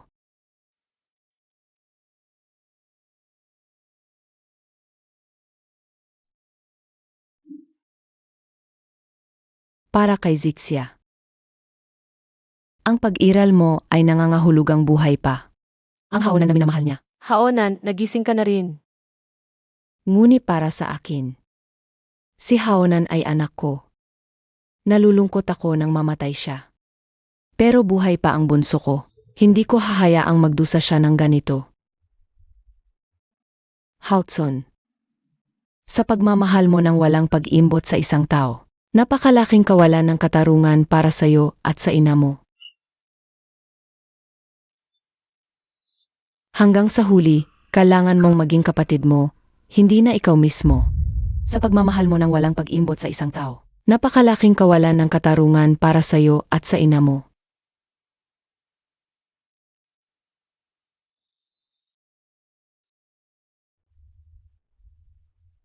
Haonan, okay ka lang ba? Okay lang ako. Wala namang problema, sabi ng doktor. Mabuti naman. Bukas na lang, dadalhan kita ng sabaw sa ospital. Huwag mo na akong abalahin. Baka bukas. Pwede na akong umuwi. Hindi naman abala. Lulutuin ko yung paborito mong sabaw. Yung pork bone soup na may carrot at turnip. Dati, nakakaubos ka ng 2 mangkok. Mahal kita. Magpahinga ka muna. Bye muna.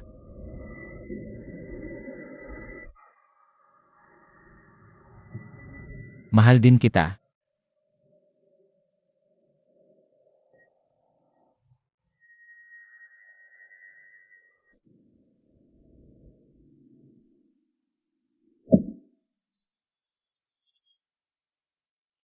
Haonan.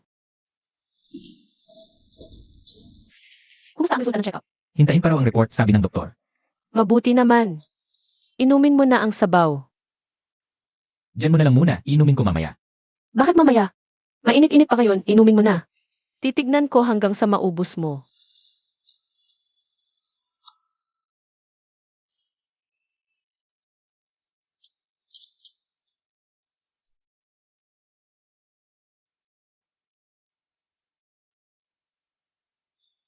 Masarap, di ba? Isa pa? Zixia, pupunta lang ako sa CRA. Haonan. May sis naman dito sa kwarto.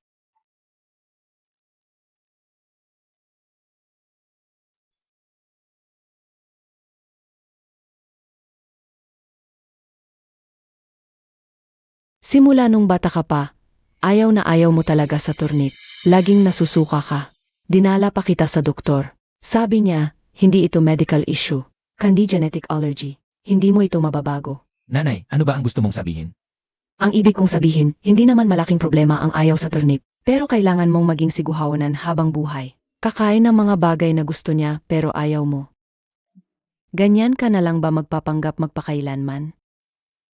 Sa ngayon, Isa lang ang pagkakapareho mo sa kapatid mo.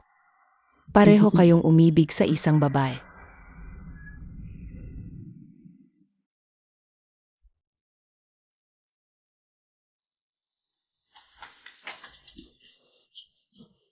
Nandyan ka na pala. Anong nangyari kanina? Wala, nag-car lang. Gusto mo pa ng isang mangkok ng sabaw? Emma Chau, hinihintay ka ni Amaris Gu at Yajiang. Sa maliit na hardin. CJ, pupunta na ako. Ano nang nangyari? Wala. Huwag kang mag-alala, ihahatid muna kita. Sige, wag mong kalimutang inumin ang sabaw mamaya.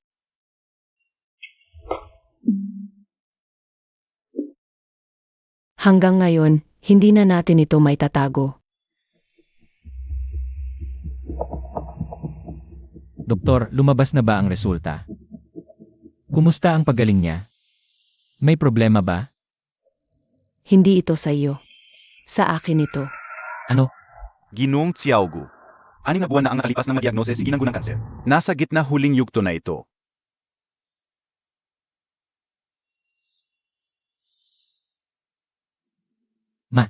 Huminahon ka. Kung gayon, bakit hindi mo sinabi sa akin ng 6 na buwan ang nakalipas, ma? Bakit hindi niyo sinabi sa akin ng 6 na buwan ang nakalipas? Kung hindi lumala ang kanyang kalagayan, hindi pa sana sasabihin ni Ginanggu ito sa inyo. Kumusta na ang kalagayan ngayon? Nakonsulta na ba ang mga doktor? Lahat ng dapat gawin ay ginawa na. Hindi naman tanga ang nanay mo para maghintay na lang mamatay. Ngunit sa tingin ko ngayon, wala nang lunas. Ma, huwag kayong magsalita. Magpapakonsulta tayo agad. Hindi kayo magkakasakit. Papakonsulta ako. Gusto lang sabihin sa iyo na nanay mo. Malapit na akong mamatay.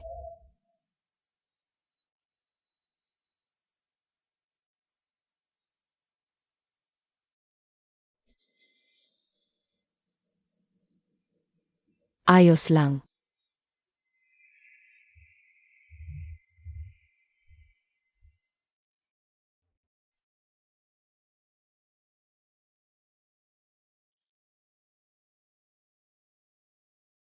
Bakit hindi mo sinabi sa akin ng mas maaga? Kakakumpirma pa lang noon, ikaw at ang kuya mo ay may nangyari. Sino ang sasabihan ko noon? Ang dahilan kung bakit sinasabi ko sa iyo ngayon na malapit na akong mamatay. Hindi mahalaga ang kumpanya o ang opinyon ng publiko. Ang pinakamahalaga sa akin ngayon. Gusto kong malaman kung ang taong ito sa harap ko ay ang aking Haotsun ba.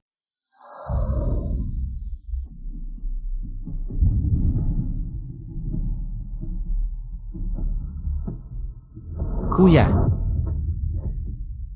Paalam.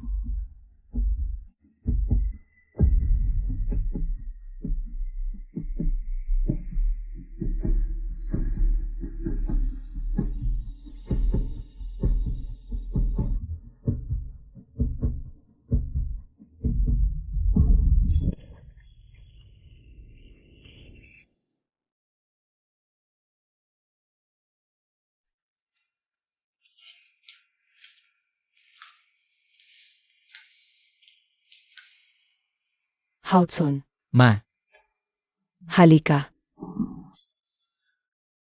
Ito ang litrato mo nang ipinanganak ka. Narito ang kuya mo. napakaliit. 5 taong gulang pa lang ang kuya mo.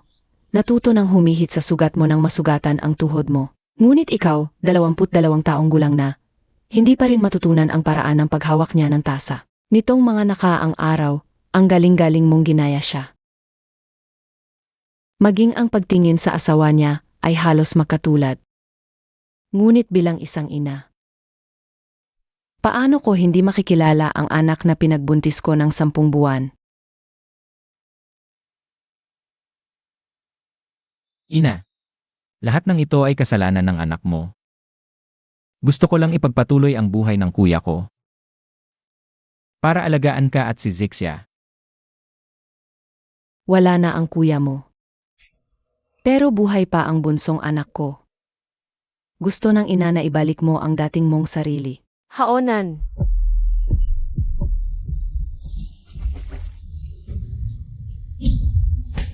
Ikaw nga si Guha Oksun.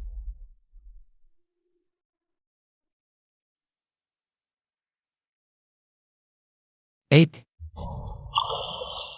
Pasensya ka na ngayon ah. Ang kwarto ko. Nasira ang water heater. Wala yun. Maaga kang magpahinga, bukas sasamahan kitang mangisda sa dagat. Ina. Lahat ng ito ay kasalanan ko kung nagsikap pa ako noon.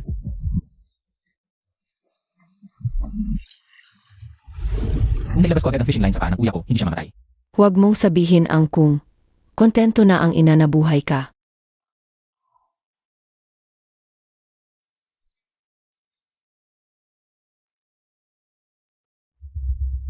Alam kong sa ugali mo, simula bata ka pa alam mo na kung ano ang tama. Ang mga bagay na gusto ng kuya mo, hindi mo kinuha kailanman. Gustong malaman ng ina, kailan ka na in love kay Zitzia. Ina. Sa totoo lang, ako na yata. Una akong na-inlove kay Zixia.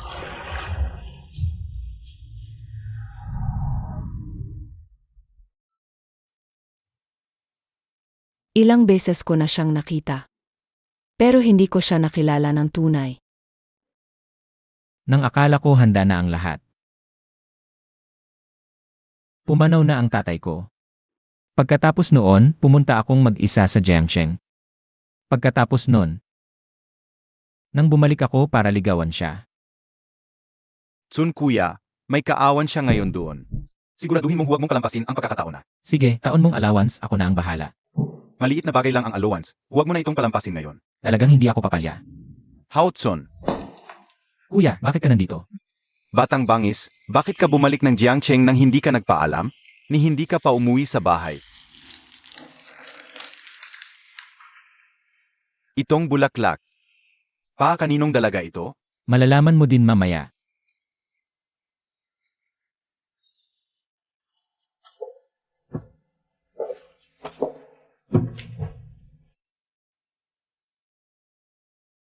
Hao Chun, opisyal kitang ipapakilala.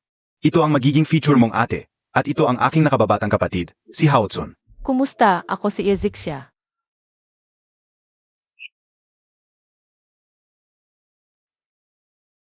Bakit ka natutulala?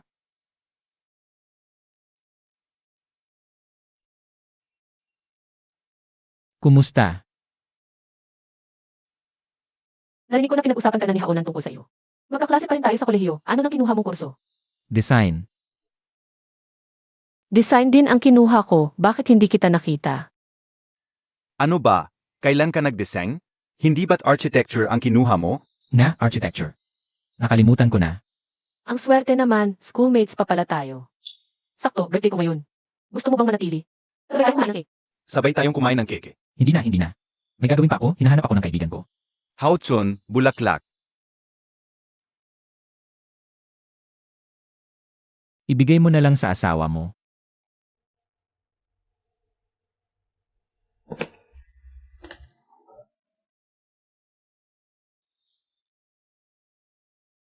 Maligayang kaarawan.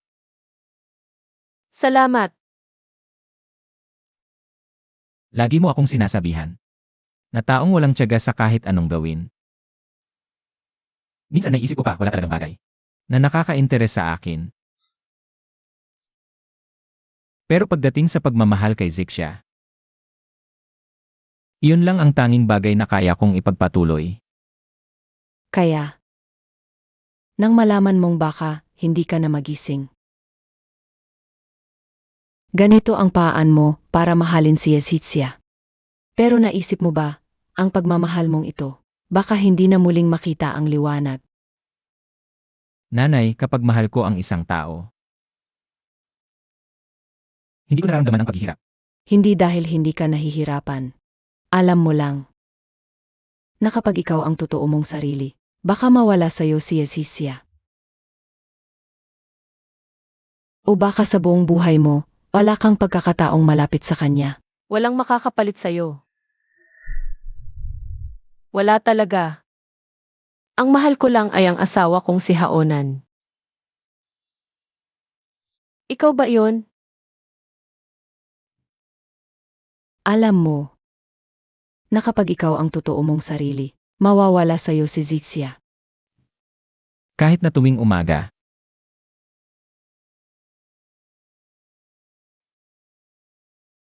Marinig ko siyang tawagin ang pangalan ni Haonan.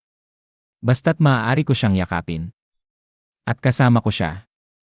Sa tingin ko, ito ang pinakamalaking kaligayahan ko sa buhay, nanay. Pwede bang huwag mo siyang sabihan ng totoo? Hindi ako natatakot na magalit siya sa akin o mapuot siya sa akin. Hindi rin ako natatakot na hindi na siya muling makita. Natatakot lang ako na malaman niya. Hindi ako susunod na Haonan. May nangyari sa asawa mo, umuwi ka na. Umuwi ka na. Mawawalan siya ng lakas ng loob na mabuhay pa. Nanay, pakiusap, huwag mo siyang sabihan.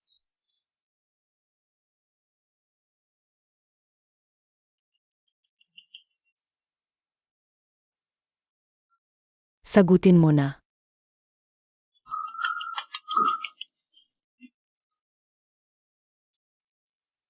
Haonan, kumusta na ang sakit ng ulo ni nanay? Mas mabuti na. Kaya, mamaya, gusto mo bang manatili para samahan siya?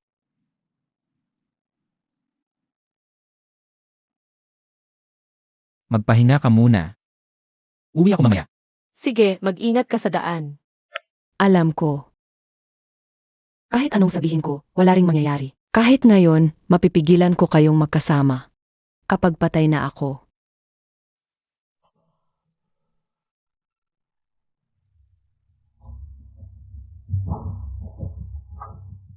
Nanay, nakahanap ako ng pinakamagaling na doktor bukas. Magpapagamot na tayo sa ospital.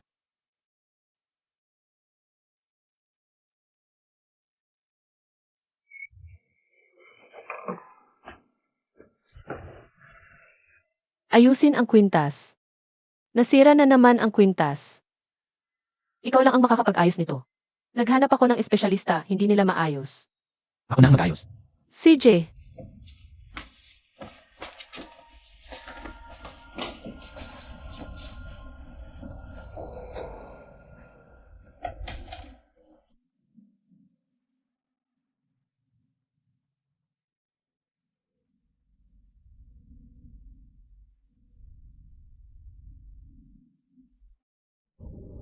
Kuya, natanggap ko na ang design.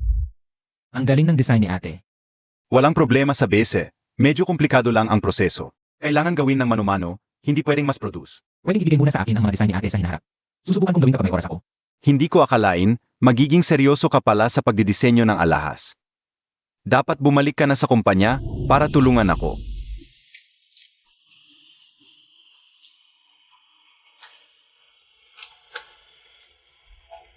Naayos na. sabi ko na, ikaw lang ang makakapag-ayos nito. Kung wala ka, ano ang gagawin ko? Hindi ka mawawalan sa akin.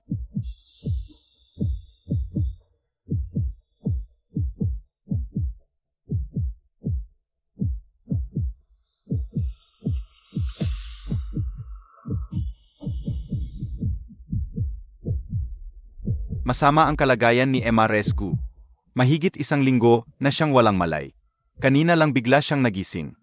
Baka, Air Jiang, pakiusap, mag-isip ka pa ng ibang paraan.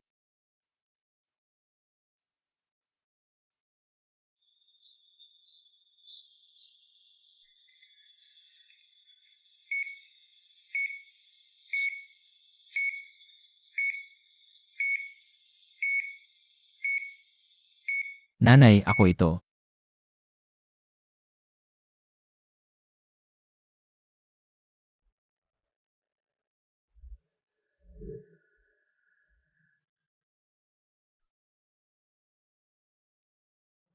Hudson.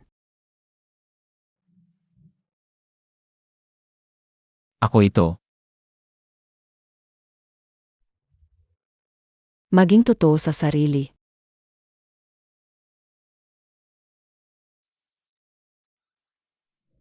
Nanay, pakiusap, huwag mo akong iwan.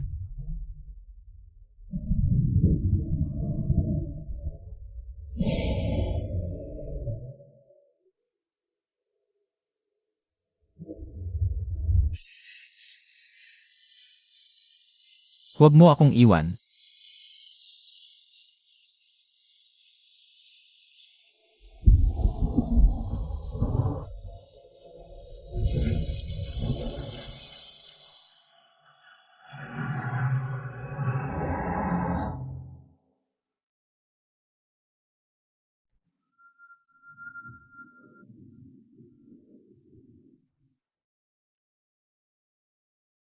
Para sa aking minamahal na bunso, Gu Haotsun. Haotsun, aking anak. Nitong mga nakaraang buwan, ang mga payo at pang-udyok ay napakarami na ang sinabi ko. Ngunit bago ako umalis, kailangan ko pa rin isulat sa iyo ang liham na ito. Naniniwala ako na ang pag-ibig ay dapat makapareho. Ang sobrang pagbibigay ay makakasira sa isang tao. Nangako ako sa iyo na hindi ko sasabihin kay Zitsia. Ngunit hindi ko natupad ang pangako ko. Nag-iwan din ako ng liham sa Ansitinglan. Sana nang mabasa mo itong liham na ito. Nabasa na rin niya.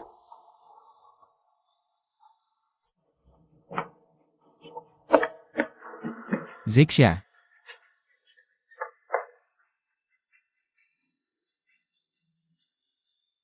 Zixia.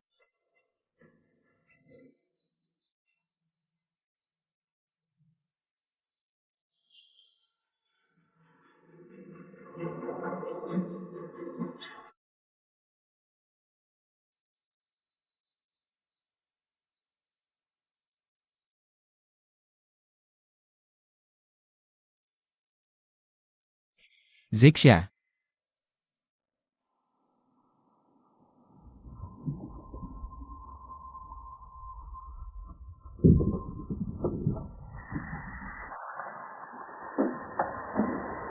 Zixia, ako talaga. Bumalik ka na. Bumalik na ako. Kanina, nakinig ako ng napakagandang kanta. Yung dati na nating paborito.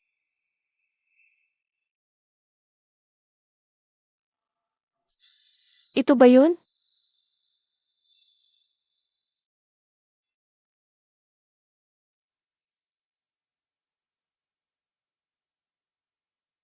Zixia. Malamig sa labas. Pasok na tayo sa loob. CJ,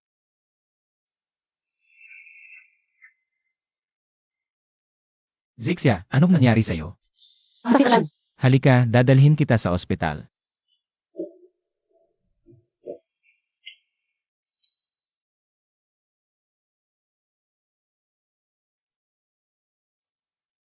Jigu, napakaganda ng lahat ng indicators ng bata. Binabati kita bilang tiyuhin.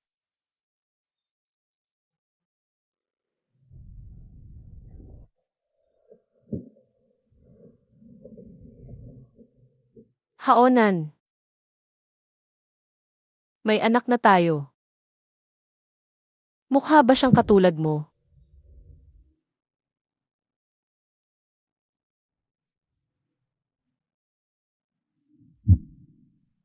Mukhang talagang katulad mo. Pasensya na lang sa iyo. Dahil sa hitsura mo. Kaya tiyuhin lang ang tawag sa iyo ng bata.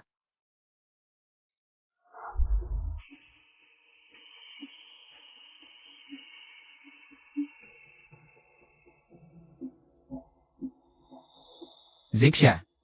Mahirap iyon, magpahinga ka ng mabuti. Mahal kita, Haonan. Kasama mo ako palagi, di ba? Habang buhay. Maging haonan mo.